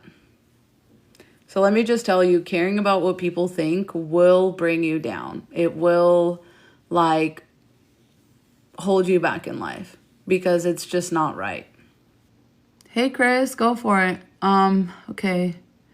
My close friend is very negative and depressed, but not toward me. I don't know what to do. That's an inside job, y'all. You can like check in on them every, you know, once and again, but if they are like closing off, they're processing things, that might be time they need. I don't know. It's really hard for me to speak on that. That's a scary place to be in with a friend, because when people are depressed, it's like very hard, because they won't reach out to like hang out, and you just never know what's going through their head. And this is why like I really advocate for therapy over friendship sometimes, because people will be like, oh, none of my friends like checked in on me and I was depressed and all this stuff. And it's like, you need therapy so you can reach out when you need help. Like that's a big part of like friendship too. And like people want to skip over the therapy step and they want to lay that on their friends. And it's too much. We're not meant to be dealing with this. You know what I mean? Like we have moved from, you know, one type of society to like whatever this is, like really, really, really quickly. You know, you understand like things get exponential as we progress forward. And right now we're just like in that smallest part of that spiral, that Fibonacci spiral with the information age. And it's like, because we live in that information age, like we need to be careful. How do you balance that approach with the physical and financial inaccessibility of therapy? I would just still say that regular people are not qualified to deal with like people's deep depression. You know what I mean? Like, yes, it sucks that there's no access to therapy. There's no guarantee that like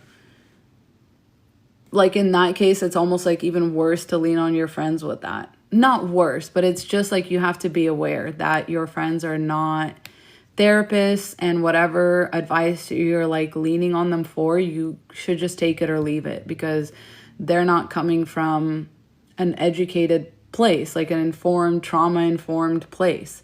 So a lot of people will give you unhelpful advice. You just have to, you know what I mean? I'm not saying this because I want to be so selfish that I never have to deal with like anybody else's problems. I am saying this because I know I'm not qualified to deal with someone who is like calling me in distress. They're having PTSD, they're having depression. Like I'm not qualified. I have literally nothing helpful to say, because I have some of that experience, but it's all different. Everyone's PTSD is different. Everyone's like trauma is different. I can only speak from my trauma, my chemical brain composition, my like life experience, and we're coming from two different places. I can definitely be there, to listen and stuff like that. But then again, at a certain point, when a person is only leaning on other people to process their feelings, like emotions, that is time for you to get a therapist. Like, you have to make it financially like affordable somehow, because you have to care about yourself. Other people will never care more about you than you care about yourself, because they have themselves to care about. And that's why, like, people say, be the change you want to see in the world. And I absolutely endorse that message, because you really only have yourself. There's also, like, other than therapy, you can do shadow work. There's lots of free resources online. You can basically do therapy online just with like the resources that are out there. You can do the beginning steps. You can like get into, just getting your feelings out on a piece of paper or something like that. And that will be, trust me, also when I say that will be more helpful than leaning on a friend, once again, who's not trained in handling those kinds of things. Like, introspection will always be better than trying to externalize your feelings onto other people. Yeah, made a lot of financial sacrifices to be able to afford therapy, worth every penny. Absolutely. Essie, okay, hold on.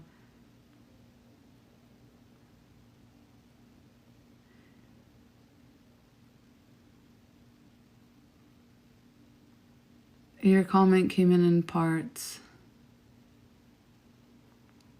Are relationships about sacrifice on both sides? No. What do men sacrifice to get into a relationship? Somebody tell me, what do men sacrifice when they get into a relationship?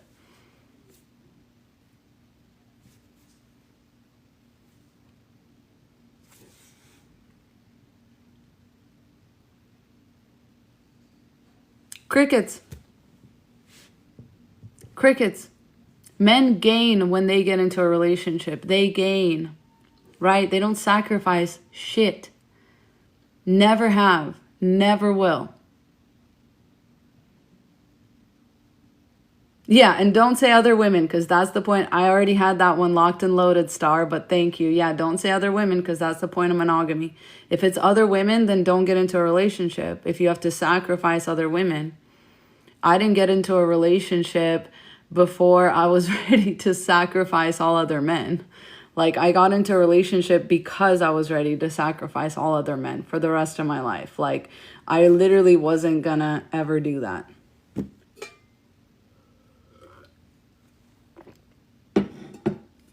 Yeah.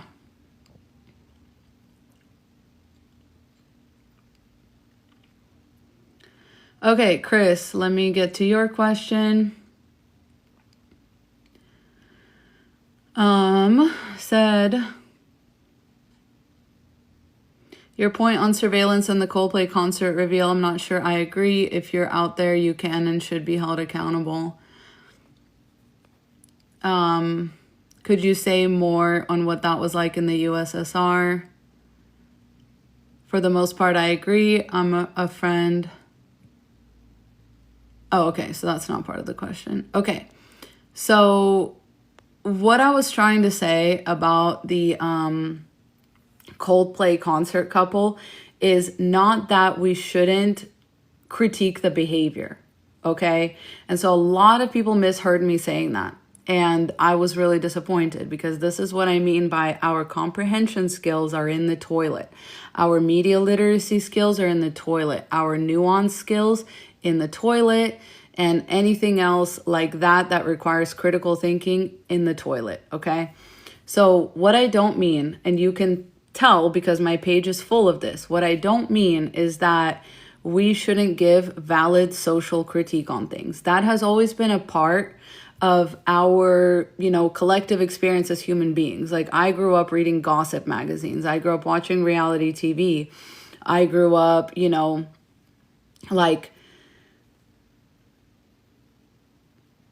in this kind of, age of commenting on things. Like we've always have commented on things, you know, even growing up in the USSR. I mean, it was Ukraine the year that I was born. So I was not living in like Soviet Ukraine. I was living in independent Ukraine. But like we had shows that were, you know, commentating on like politics and like making fun of politicians. Like, yes, in that way, I agree that you should be held accountable. Of course, I've been held accountable on this app. I'm not trying to speak to that. What I'm trying to speak to is the fact that people did not know that this was a CEO when they went and doxed him, when they went and doxed his wife, right? When they went and, you know, doxed the woman who was, yes, she's having an affair with her CEO for sure, yes, but she is still lower than him. Like the power dynamic is that he's the CEO and she's the head of HR, right? So without considering that, people went and outed her as well. And now we know her whole life story. We know where these people live. We know, thank you, Artie. Thank you for being here. Mwah. Have a good day. So when people started doxing them, they did not know who these people were. And that is concerning to me because the comfort level that we have with doxing other people, that's what I remember. Like my parents' friends, my parents, my grandmother, you know, all of these people would talk about how people used to spy on each other, like literally put a cup to their wall, put their ear to the wall, and then report their own neighbors for wrong thing, for criticizing the government, for, you know, they would dox their own neighbors, right? Because that's the only way people could dox other people. Was like if you were in physical proximity with your neighbors, you would sit there and the government would give you small, you know, financial rewards for that. And if y'all don't think that's going to happen here under this administration, you are sorely mistaken. You know how I know that? It's because people are comfortable with this shit. It's because people were comfortable, you know, finding out that somebody said a slur years ago. And getting kicked off of Love Island wasn't enough. They had to call ICE, right? And that was the first thing that fucking got me. I was like, oh, this is how they used to get the Jewish people, right? This is literally the people would spy on each other and be like, oh, they're hiding a Jewish person. Let me call the government. Let me, you know, get sick ICE on them. Accountability does not look like that. Yeah, so Jamie says accountability does not have to include public shaming and dogpiling. And these people are being publicly shamed. And then people are like, yeah, we should be okay with this public shaming. Okay, well, what about when Trump wants to stone somebody in the town square? Are we going to be okay with that? Well, what if they were a cheater? But you know what I'm going to tell you is if it does get to that point, that person's going to be a woman, not a man. A lot of y'all are too quick to be like, oh, we should make cheating illegal. And I know it's like illegal in some states, not the kind I'm talking about. And also, again, sure, it can be legal or illegal in some states. But if we were to apply it across the board and normalize this kind of behavior with it, then it's going to snowball, right? I hope it's making sense what I'm saying. Like, yeah, people's unhealed rage becomes self-righteousness. It's prevalent and scary, exactly. And there's no precedent to think that it's not going to be applied to regular people, especially minorities first, right? And like people are not going to be able to speak out. Or like imagine that men can now like divorce their wife of 20 years who like forewent her career, who raised his children, birthed his children, you know, did all this stuff. But he's bored now and he wants to, you know, marry somebody 20 years younger, right? He wants to start all over. He wants to pump another woman full of children.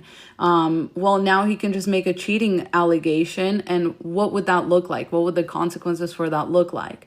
Would his wife then not be entitled to, half the money? Would she not be entitled to visitation of her children? Like, men absolutely will use this to punish women, right? I'm even seeing scenarios in my mind where, a man is paid to assault a woman so that her husband can then say that she cheated on him. Also, how are we going to figure these things out, right? Because y'all know cheating used to be illegal. You know where? In the fucking Bible. In the Bible, okay? So for everyone who's like, no, we should shame cheaters in the town square, they used to do that in the Bible. And it, once again, the brunt of the abuse fell on women. It was the women that was like, oh, if you didn't scream, then you didn't get raped, right? It was, oh, you think your wife cheated on you? Then the priest is going to inspect her private parts to figure that out. Y'all realize they're not going to make men pull their dicks out to inspect it to see if they cheated, because we don't have the same kind of stigma associated with, dicks as we do with vaginas. Yeah, and people think you're defending cheaters when you say that. Mind blowing. Just because I can see. Okay, run, Rose, run right now. Do y'all live together? Please say no. Block that man and get a restraining order. Men who hit you are likely to unalive you. Please leave. Literally at any point. Like, however you can leave. Like, if you have a family member you can call. If you have, like, if you can, like, call the police safely, like, you need to leave. Please leave. And do it in a way that he is not there. A lot of young women don't realize this, but like, if a man hits you, he's willing to unalive you. So just know that. And he does not love you at all. Yes, do not let him know you're leaving. Do not say anything about that.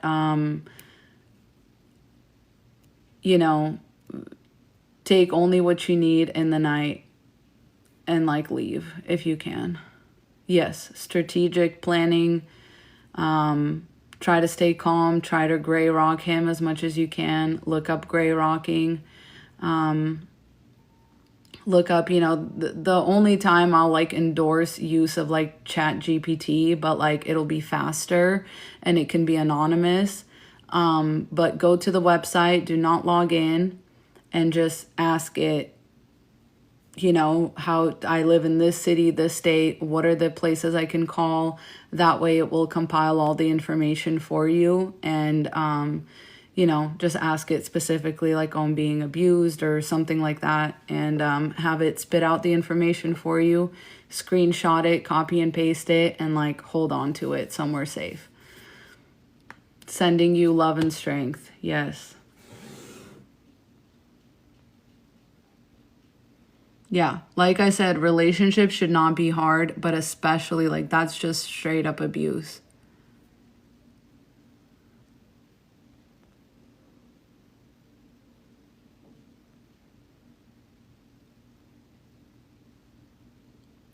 Essie says, how can I support you in your podcast? Just listen to it. If you want, we have a Patreon under this name.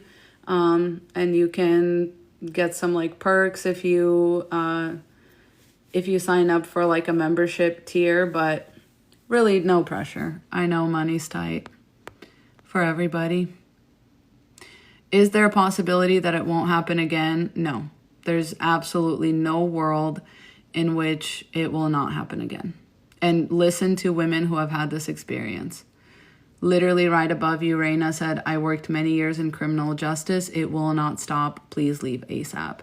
And if you need to, if you haven't read it yet, read the book, Why Does He Do That? By Lundy Bancroft.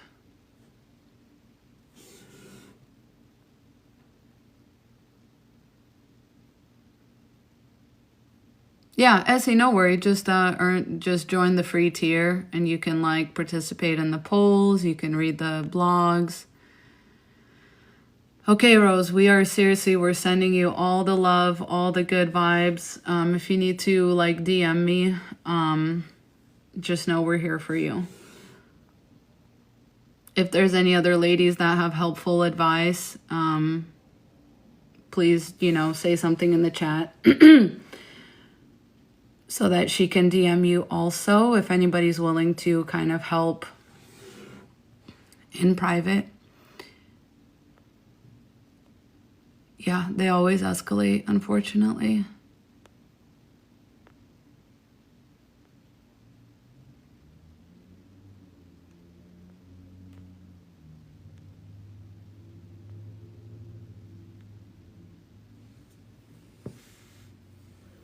But yeah, this is what I mean. Like, women are told Patreon is both. It's an app and a website. If you're going to be using it mostly on your phone, I suggest using the app. That's what I use personally. I'm both a Patreon, like, what's it called? Creator and subscriber. Like, I subscribe to Cecilia Regina. And we have some other recommended Patreons on our Patreon. But yeah, use the app. It's easier. Yeah, relationships shouldn't be hard. They should be where two people come and create a safe space. And yeah, exactly. That's all I'm trying to say is like, it's going to be, your relationship should in fact be a safe space for you from how hard life is. You know what I mean? Like, you should not be like working a full-time job, working like 40 hours a week, 8 hours a day or whatever. And then you come home and there's your husband like waiting to make your life a living hell, waiting to like nag you, waiting to like make it all about himself. That's crazy. Like, that's fucking crazy.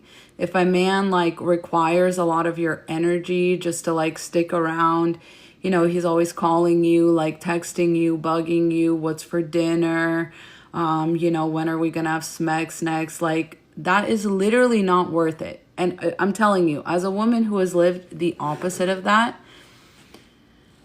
it is so far not worth it. You know what I mean? Sometimes the opposite of that is just like,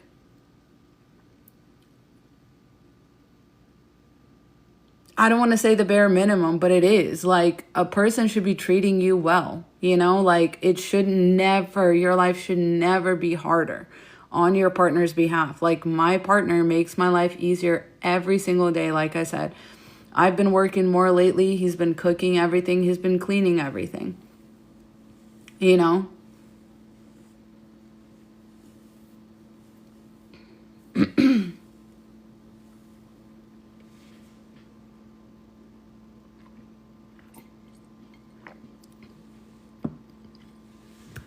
Meanwhile, like, there's men that will literally put their hands on women.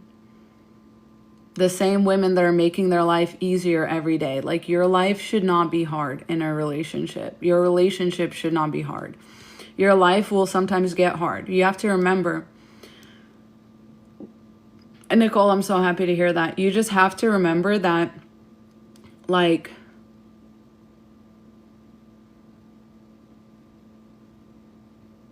sorry, I lost my train of thought.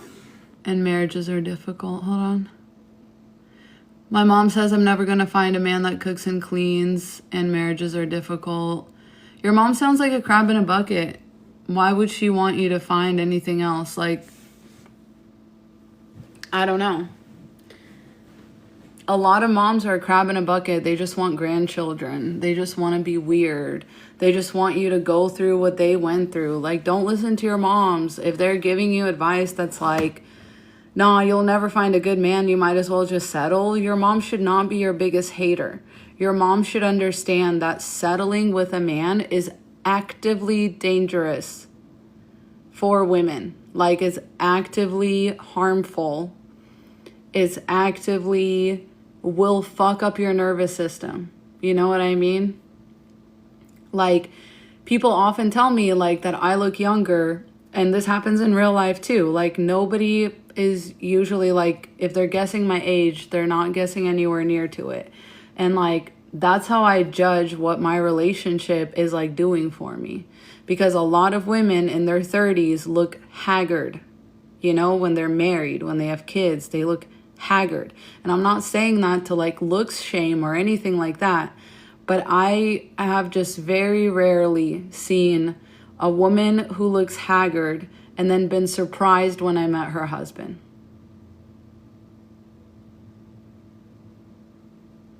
Would I recommend celibacy? Yeah, for listen, with what you're going through, yes, I would recommend celibacy. I would recommend just like focusing on myself for a while until you are able to like selfishly be like properly selfish as a woman.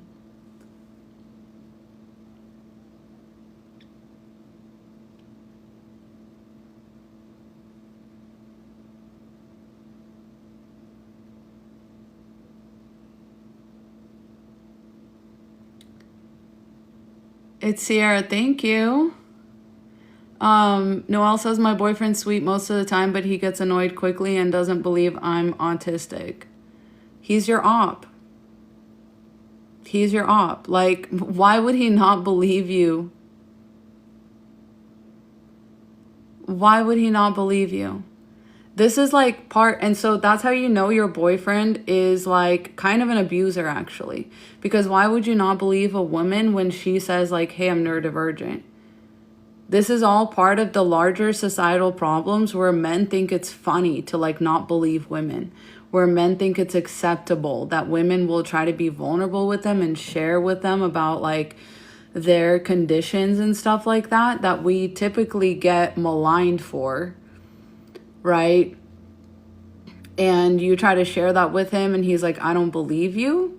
I would kick him to the curb. That's all I'm saying. Like, why? Why would you be with that man? He's making your life harder because if he's not willing to be aware of your neurodivergence, then what's the point, right? You're going to have to mask around him. You're going to have to like, you know, change your lifestyle because you know why he's not agreeing to that. Because he doesn't want to be held responsible. He doesn't want you to ever be able to call him on it.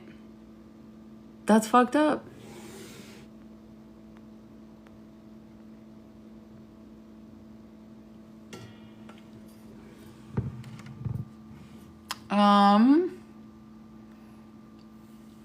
How did you understand this so early in your life to get married? Because so many don't know this until it's too late. I agree. I just had a unique life experience. And when I say this is why I stay teaching women this, because I was very lucky to have had the life experience that I had. Like, I grew up in a matriarchy. I grew up with my mom and my grandma. My mom was a single mom. I did not meet a physical man till I was like 6. Do you know what I mean? Like, my mom was very much like very protective of me.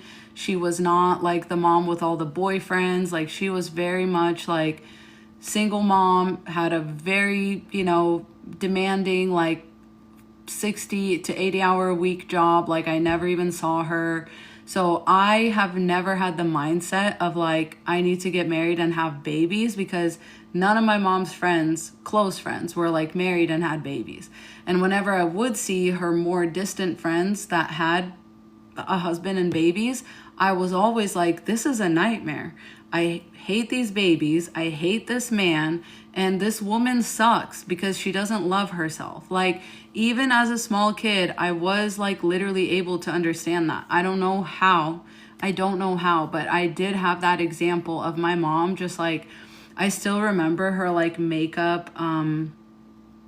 She had this like, what did they call? I guess kind of a vanity and stuff, like, and I just remember it being full of like makeup. I remember my mom always having like, you know, clothes and like fashion sense. Like, she taught me everything I know about clothes, fashion, like materials. Like, I dress well now because of that. She would always take care of herself, you know? We would go on like awesome vacations every year. So I never had it in my mind that you need a man to survive.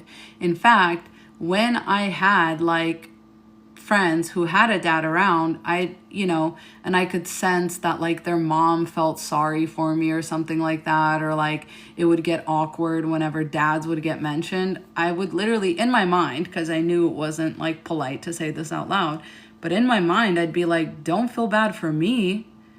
Do not feel bad for me. My mom just went on a business trip to Germany and brought me back like a whole box of Kinder Surprise.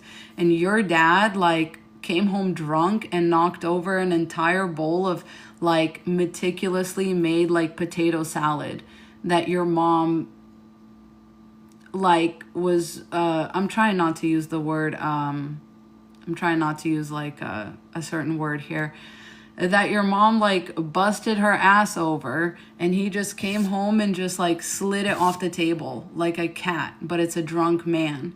Like, I don't need that in my life, you know what I mean? So I've always been very skeptical of men. I've always been very like, no thank you to like even having a dad, like even having a man in my life, right?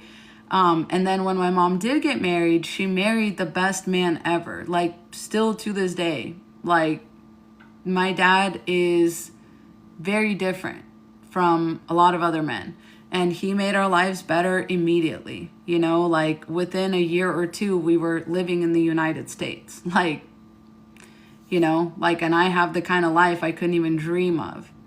So,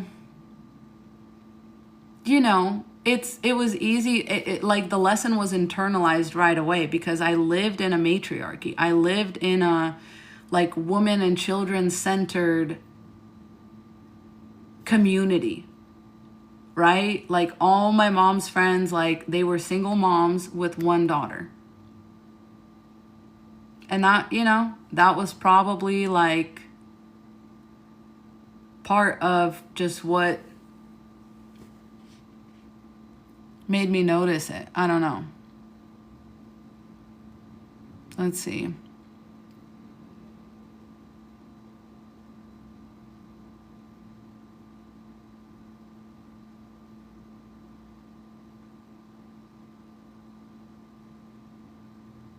Essie, honey, I don't know where your other messages are. I'd have to scroll really far up, and every time I scroll up and then somebody comments, it like jumps. So bear with me, either DM me or put them in the chat again.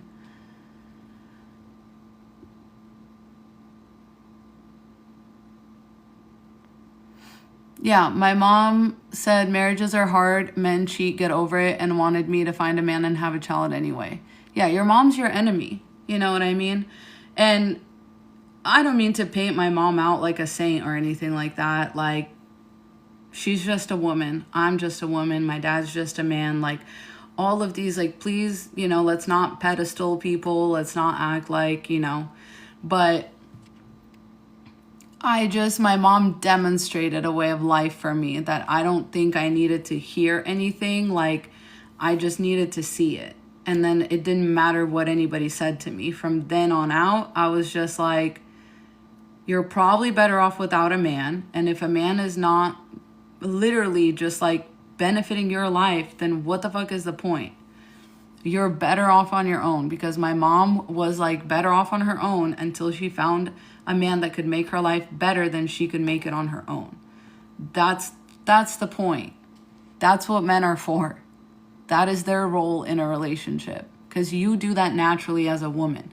I'm not saying that to be like gender roles, men need to be providers, whatever. Women are the real providers. Anything that anybody can provide is actually women. It's very rare to find a man who's a provider. That's why most relationships with them are hard. They are actually withholding from you. They're not providing shit, right? And the proof is in the comments, you know? Whenever I told my ex I felt uncomfortable with his behavior, he told me it was a part of him. Like, what is he providing? Nothing. He's withholding.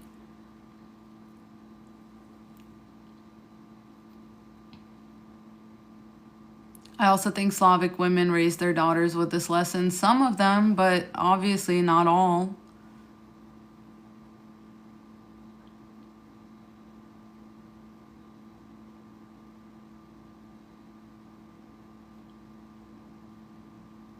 I'm sorry, Noel.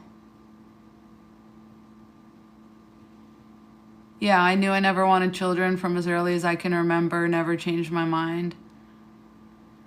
Yeah. Luckily, my dad preached at me about making my own money so I wouldn't need a man. Yeah, men themselves will tell on other men and be like, yeah. Major Maya, I'm so sorry. That's heartbreaking. I don't, want to put that comment on blast necessarily, but that is fucking terrible. How much percent of men are good men, you think? Because I had a bad past with them and I don't know if any of them are good. That is like the best way you can think about it, because the percentage is too small. Too small.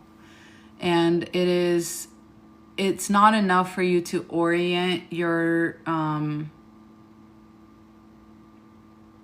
path on like finding a man. It just isn't. Because even when you do find a man, like, what are you going to do? Like, what's the next step after that? Right? Like, this is why women, sometimes rightfully have questions about, like, well, how did you decenter men when you got married so young? But they assume that my husband is, like, one of these men that is, like, sucking my energy and, like, demanding attention and, like, making my life hard and, like, our marriage is hard and I just don't tell you guys about it. When I tell you, I just simply wouldn't be there. I just simply wouldn't be there because I know how much it harms women to stay in these marriages.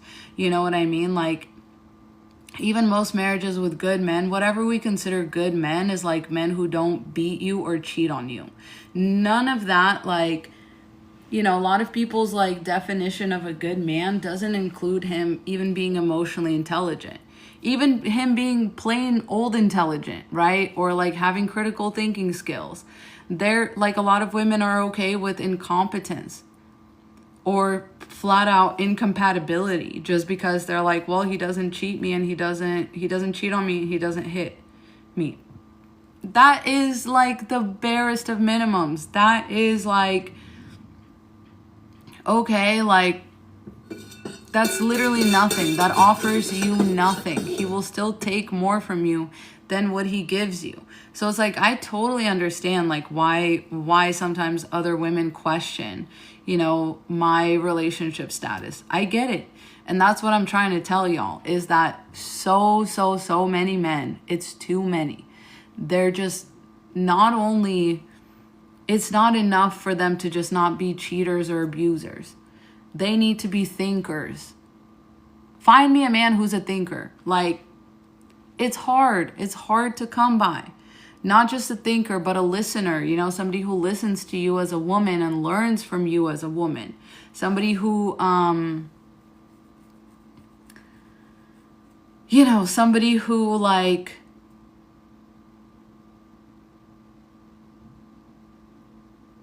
knows that as a woman you are how do I say this, smarter than them, and they look up to you and they're not too like caught up in toxic masculinity, to admire you for real, to be like, I can learn from this woman and I will learn from this woman and I will push myself harder so I can keep up with her. Most men, like, women will be over here, like, maybe you're on the same level or roughly the same level when you meet, and men will get married and just plant their stake in the ground, and then the woman will be growing, learning, that's stake in the ground, and then the woman will be growing, learning. That's because she's allowing herself to have experiences. That's because she's allowing herself to be like sacrificial, like all this kind of stuff. And men just will let you do all that work while they sit back here and pretend like they don't know how to do it.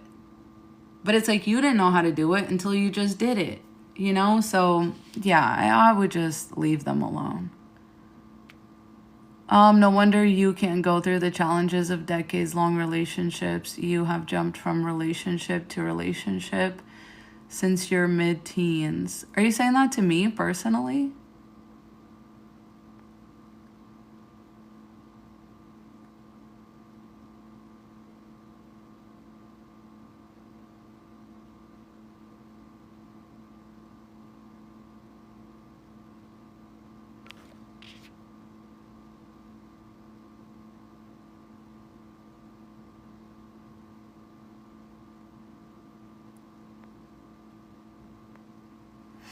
Yeah, fragile men do continue to prove the point. People are saying, so you found a unicorn man at 18. The chances of it happening at 18 or 27 were the exact same. You know what I mean? Like, it doesn't matter when I found him, right? The key is I'm always willing to leave, and I always have my own resources to leave. And some of y'all are like, it's not clocking to you that I'm standing on business. And I mean, I don't care. Like I said, it is valid of y'all to question that. I would like you to watch my content before you make these assumptions, but I know that's asking too much. Like, people are not willing to invest more than 5 seconds into somebody's content before they just make snap judgments about them. So that allows me to make snap judgments about you and call you low IQ individuals. So there you have it.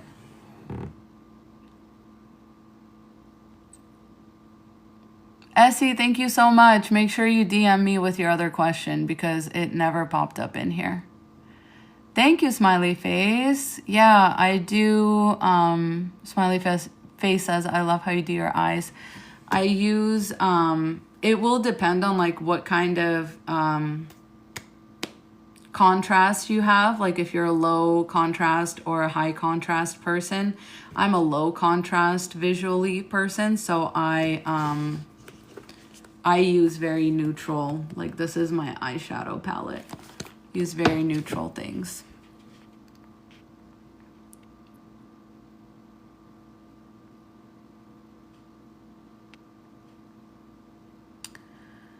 You have jumped from bad man to bad man, and now in your 30s, you come here and say all men. That's what I mean about like people that are willfully like, you're just coming in here. I have said multiple times, I have not actually dealt with bad men. I have not been hurt. You know, I've always dated men who like respect me, pay for my shit, and like, you know what I mean? Like there's been no abuse in my past relationships. There's been none of that. There's been incompatibility. There's been definitely like, you're moving weird, so I'm just gonna leave. But I've not been hurt. Nobody hurt me. So that assumption is crazy. Also, assuming that what I'm saying is that I have a good picker or like the greatest intuition or whatever. Once again, you're willfully misunderstanding what I'm saying. I don't have the greatest intuition. What I have are the resources to leave anytime my husband starts moving weird. That's all. That's all you need to have if you're going to get into a relationship.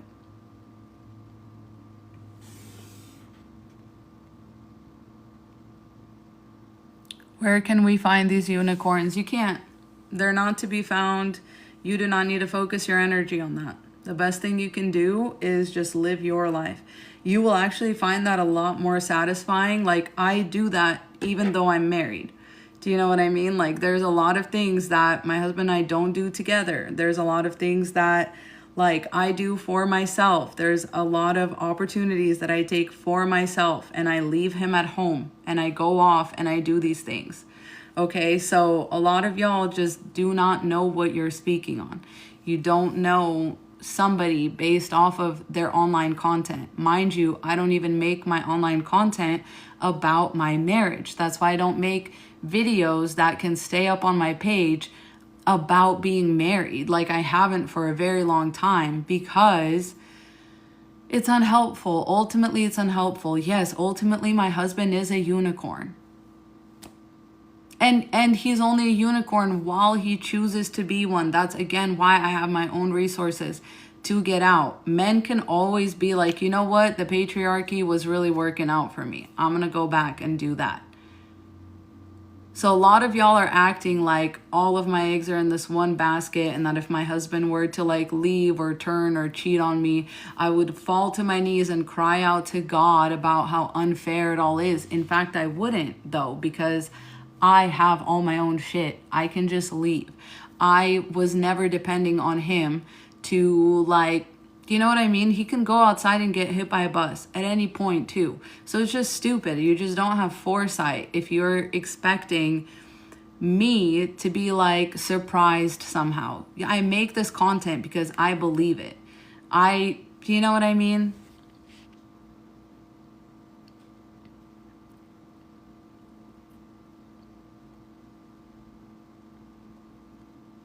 Mm-hmm.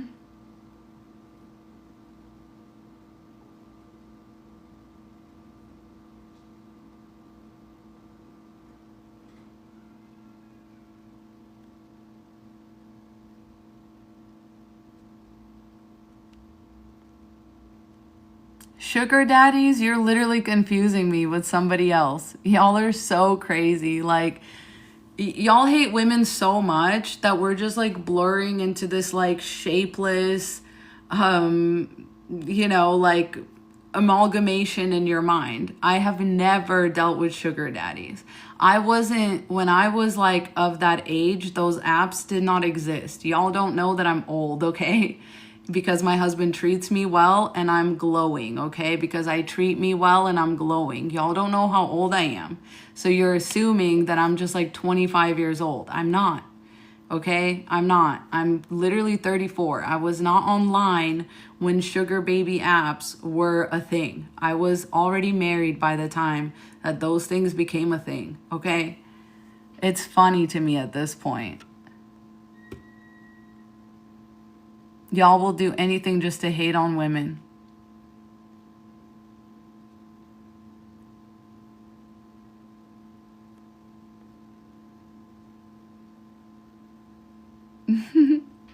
Thanks for saying I'm not old. I just mean to these men, like, I've already hit the wall. I don't know why y'all are worried about me. Like,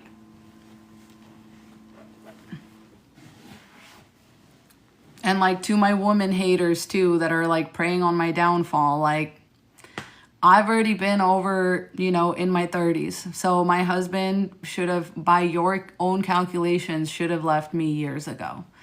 And he's still here. And we're the same age. I know y'all hate that. Yeah, they think we're a hive mind for real.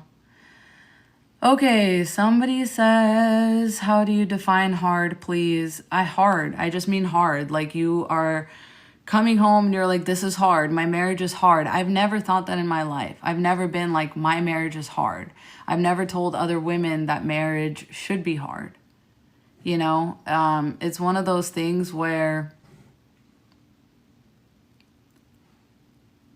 like men don't expect marriage to be hard. Like what part of marriage is supposed to be hard for men? None of it. You know what I mean? Like when men get married, they'll be like, where's my dinner? Do my laundry. Where are my work pants? Hi, Lovey. Where's my wallet? Where are my keys? Why is the bathtub dirty? Like, aren't all relationships work though? No, you work on yourself. That's the work. That is the only work that I'm willing to do is on myself. And that will translate into your relationships, right? The reason you're having problems in your relationships is because you don't know how to relate to yourself. You don't know how to emotionally regulate yourself. It's an inside job, okay? And most men are so allergic to admitting this that they will make relationships hard simply because they're not introspective, like they're not willing to work on themselves. And at no point should it be hard. At no point should you be working through things so ardently. Like you should already have an understanding of, thank you, of how relationships work. You should already have an understanding of like what your boundaries are, what each other's like little hang-ups are, whatever. Like, it shouldn't be hard. Yeah, they want to live through you, not face themselves, and it becomes too much. Yeah, that's what men do.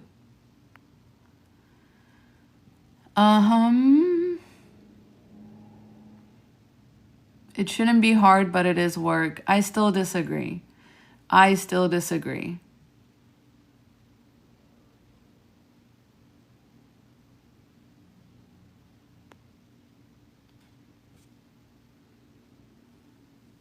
the hard work that you're going to do is going to be on yourself.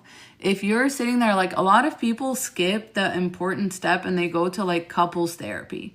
And it's like, you should go to individual therapy. Couples therapists are oftentimes not only extremely patriarchal in their approach, but they also realize the emotional intelligence gap that exists between men and women. So when you go to a couples therapist, you're often going to feel like your man is being coddled and you're being held to like extreme standards, right? They'll be like, yeah, well, you know, he doesn't know how to do chores, so you have to teach him. You have to be patient with him. He's just a little baby. He's just a little baby. He just wants to be helpful. He just doesn't know how. And meanwhile, and then you'll be like, okay, so like I have emotions related to that. And they'll be like, well, see, you need to be mature. You can't just take out your frustration on him. The fuck? I will smack that man with a fucking slipper. You know what I mean? Like, I will get my skоворodka, my frying pan, and I will do what the Slavic women taught me to do. Because if you're going to act stupid, I'm going to treat you like you're fucking stupid. And the only thing that gets through to like stupid people is violence. Like, I'm so sorry. Like, that's why I'm saying, like, I wouldn't be in a marriage. I wouldn't be in a marriage because I would immediately get physical with it. I would get physical with it. If you're going to pretend like you're just a little baby and you don't know any better, like, what the fuck? You're not a little baby.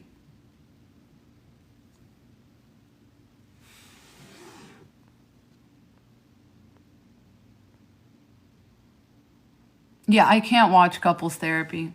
I can't watch. I yell at that shit like the same way that I yell at sports when it's on TV. Like, I literally will be throwing shoes at the TV because I understand why she has to be like that, but I hate it. I hate it. I think people should go to individual therapy. I can't even talk about that show. It's like too reality for me. That's too real, you know? Yeah, I've gone through his addiction, affairs, mental health, and abuse for 14 years. Never again.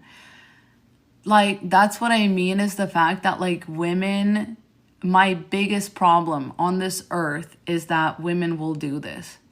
Because me, I would have beat the shit out of that man and left. But that's how I was raised. You know, that's how I was raised. Like, you bring drugs into my house, you know what I mean? Like, you put your hands on me, I will wait till you go to sleep. And then I will pick up the heaviest frying pan in the house. And that's how you're going to wake the fuck up. Oof.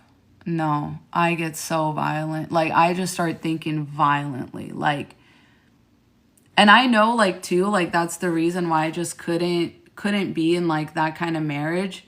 Oh,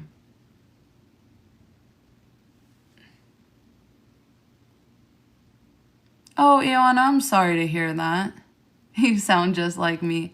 Hey, I love that because I love your username. I'll use antifreeze. No, I'm so serious. I'm not above it. I'm not above the eye drops. I'm not above the aqua tofana. I'm not above any of that shit because you will not do me dirty.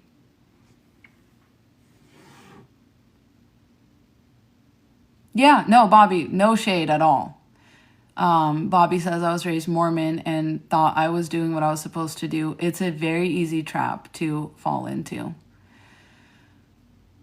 Yeah, most men won't spend 10 seconds in a relationship that isn't serving him. Exactly. And they love to get into relationships and just let their demons loose. You know, like they will pick women specifically like that. I think that's why I never got picked for any of these relationships. And I haven't been hurt, like I said, because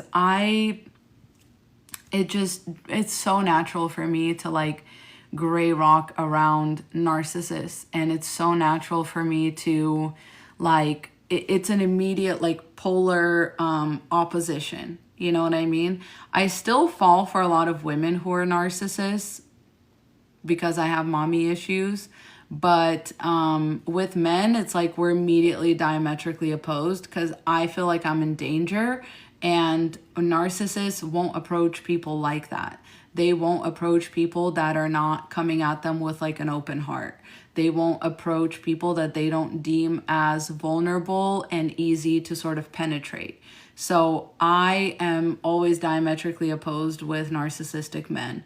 They will spot me from across the room, I'll spot them from across the room, and we'll make that immediate, like, unspoken pact that we're not gonna speak, we're not gonna like get involved, it's just not gonna be a match. They don't ever try to bark up my tree. So I just haven't had that experience. I've never had a man try to lay hands on me. I've never had a man try to like do anything I wasn't comfortable with, just because, like I said, I'm very diametrically opposed, very much so. It just isn't like they're not attracted to me, you know?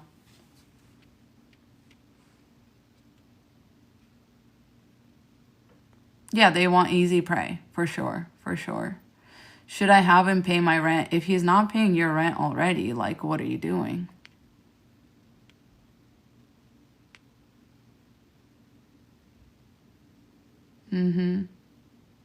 Yeah, decentering religion and men, heading into a new career and a new free life. I love that for you so much, Bobby. Good for you. Religion is such a major offender in this. Yeah, my mom's abuse made me easy prey, and I'm so heartbroken over it. I'm trying so hard to be different. You will get there. Hey, Sibel. Good to see you. Sibel also makes really good decentering men content.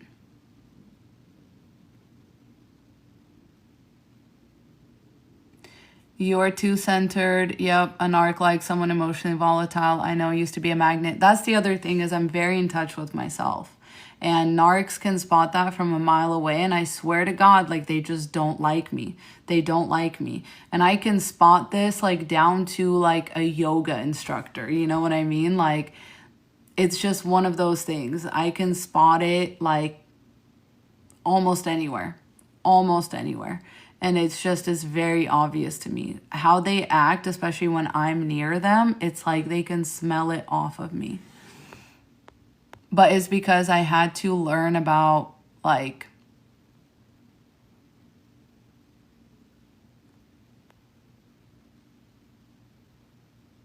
I had to learn it the hard way, you know, and it's also from a female narc. But for some reason, it just set me up differently. Like, also because I had my dad in my life, and my dad, like, taught me emotional regulation and taught me, like, to decenter, like, just other people in general. Because a lot of people think, like, decentering men and stuff, but, like, it's decentering everybody. You have to decenter everybody and just listen to your own intuition, your own voice, your own, like, desires, you know? Like, that's how you become that selfish woman that narcs are not even going to want to mess with, that, like, is diametrically opposed to anyone who's trying to, like, use her for something, you know? That doesn't happen to me a lot. Like, everyone that's in my life right now is, like, very much has their own stuff going on, and we hype each other up. Yes, family will drain you as well. That's what I mean when I say, that's why I didn't say marriage shouldn't be hard. I said relationships, all of them, every single one. Friends, family, you know, co-workers, anybody you can think of, right? Those relationships shouldn't be hard. If it's hard, you're not aligned. That's all that means. For some reason, you're not aligned, and you have several options, right? You can try to get in alignment. And I wouldn't spend too much time on this, right? Because chances are, if you're not in alignment, it's for a reason. And most people are not in alignment in, like, big ways. You know what I mean? Like, if you can sense it, that it's not aligned, Exactly, Adrian. If it don't fit, don't force it. If you can sense that you're not aligned, chances are that thing you're not aligned on is big. You know, like my husband and I are not aligned on absolutely everything. But it's like 99.9%. I mean, we just got lucky, right? Didn't really have to fight him for any of this. I didn't have to teach him any of this, to be honest. If anything, it was kind of the other way around. He's sort of like I've started slipping into like pick me ways, even though I really had every reason not to, but I was like naive to it. And so because we were religiously indoctrinated since we were kids, we like went to church together, all that, for the first like couple years of our marriage. I tried to follow church teachings to a T because as a neurodivergent person, it can be very hard for me to not be binary. That's why like what I'm teaching over here is critical thinking skills because I had to learn those myself. That's from experience. And so I don't believe that if you can spot misalignment, like it's already probably too late. Like you're probably too misaligned. How did you both get out of the church, if you don't mind? We never really bought into it like wholesale, right? Like we kind of always assumed that church was it was interesting like witnessing the evolution of like Christianity in America, like as somebody who started going to church when it was like very much outreach based rather than exclusivity based, right? So church used to be a place that was like normal. I don't know how else to explain it, but it was normal. Like people were not up your ass about what kind of like life you're living, what kind of sins you're committing. Like it was a place for community. That's the kind of church I grew up with, where like my mom found community as a single mom because she was robbed. Like I'm in a stroller. She's trying to take me home. She just got paid, and they used to pay people with cash money, like literally in an envelope, right? And she literally got accosted, held up at knife point, and these two people stole her money. And a man and a woman, by the way. Real shitty. Real shitty. And so she's on the bus, like crying, whatever. And I don't remember how, but somehow she was connected with this man who ended up being like a really good family friend of ours. And he was like, how much was your paycheck? Like, how much did you get paid? And she was like, you know, this much. And he took out his money, counted it out, gave it to her, said, you know, whatever. And she was like, well, why? Like, why are you doing this? Whatever. He's like, oh, I'm a Christian. Like, I go to church, whatever. So that's what got my mom to like start attending. So it used to be things like that. Like church used to be a real community, you know? And the problem in America is that things get mixed in with like capitalism, get mixed in with, yeah, Brandon, that's exactly how it happened. They posed as a couple to get my mom to let her guard down. It was fucked up. And again, like there's the teachings in the church are still harmful overall. But I'm just saying, like when I was part of it, it wasn't so much about the harmful teachings. Obviously, my mom was a single mom. There was no single mother shaming in that church. There was no like pressure. I don't know. People wore whatever they wanted. There was no dress code, nothing like that. There was no emphasis on modesty. There was no emphasis on like anything weird. So that's how I grew up. So then I moved here, and we always had trouble finding a church because churches in America are just different, you know? And yeah, so I feel like I deconstructed it almost immediately because I was like, this is not it. This is not a good place. And so I just would write off most of the teachings like wholesale. And yeah, church just started getting way more and more like trying to clamp down on people, and we clocked that right away. And so we kind of like phased ourselves out a couple years in.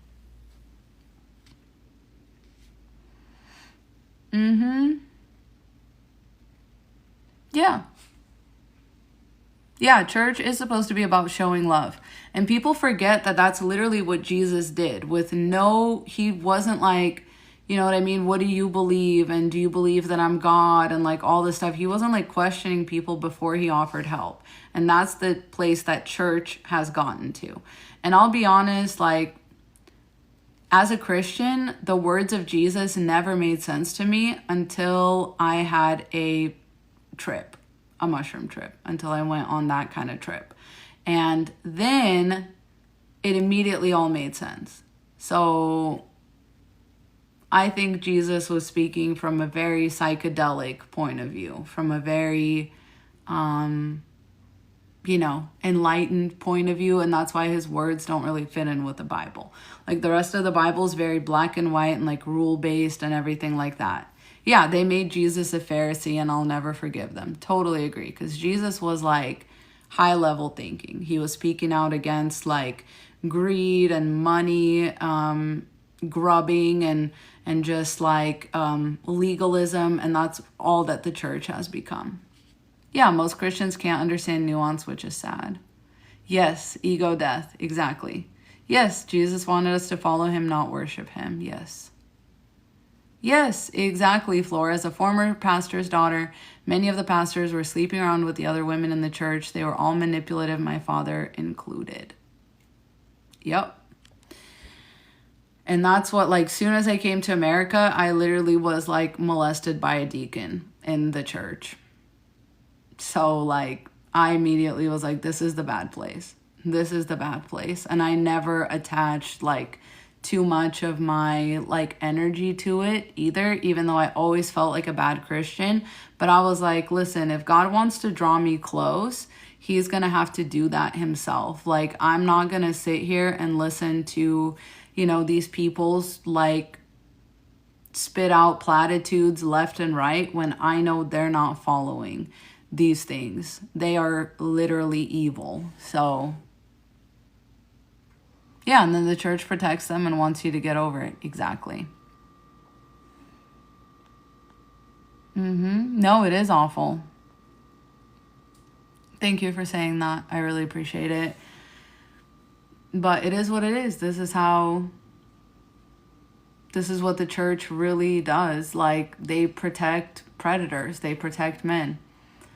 And I would never, ever, ever, like, recommend religion wholesale. I think that we can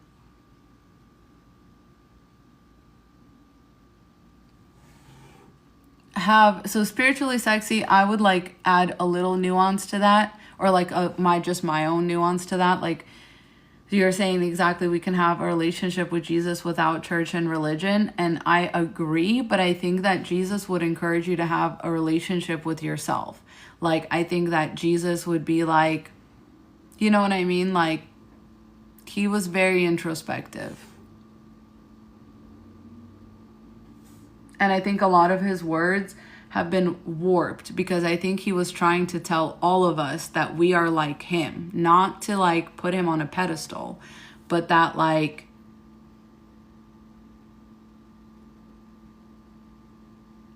I don't know, I think his words became unnecessarily externalized.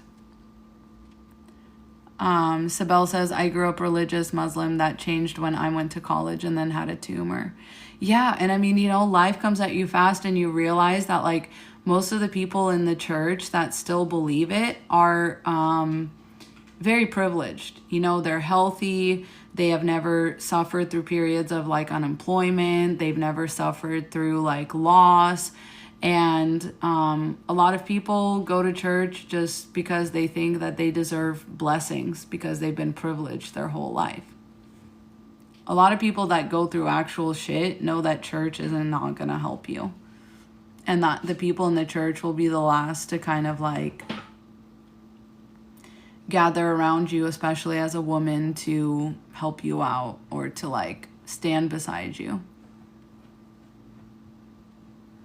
Yep, I found my relationship to Jesus in my room. Decentering the church is better. Totally agree. More people need to leave the church. Totally agree.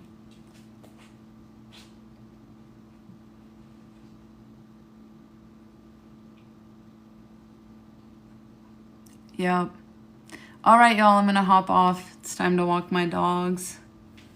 But I love you. I'll put this up on YouTube. I think the one from yesterday got messed up sound-wise because there was like a fire alarm going off the whole time near my building. So I don't know if that one's going to make it up on YouTube, but this one for sure will. So keep an eye out. Thank you all for being here.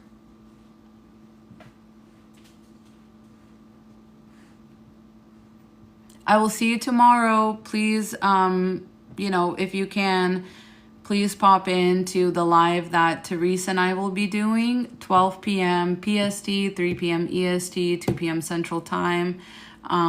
We will be on live talking about all the recent drama in the feminist community and like what we're supposed to all do with that.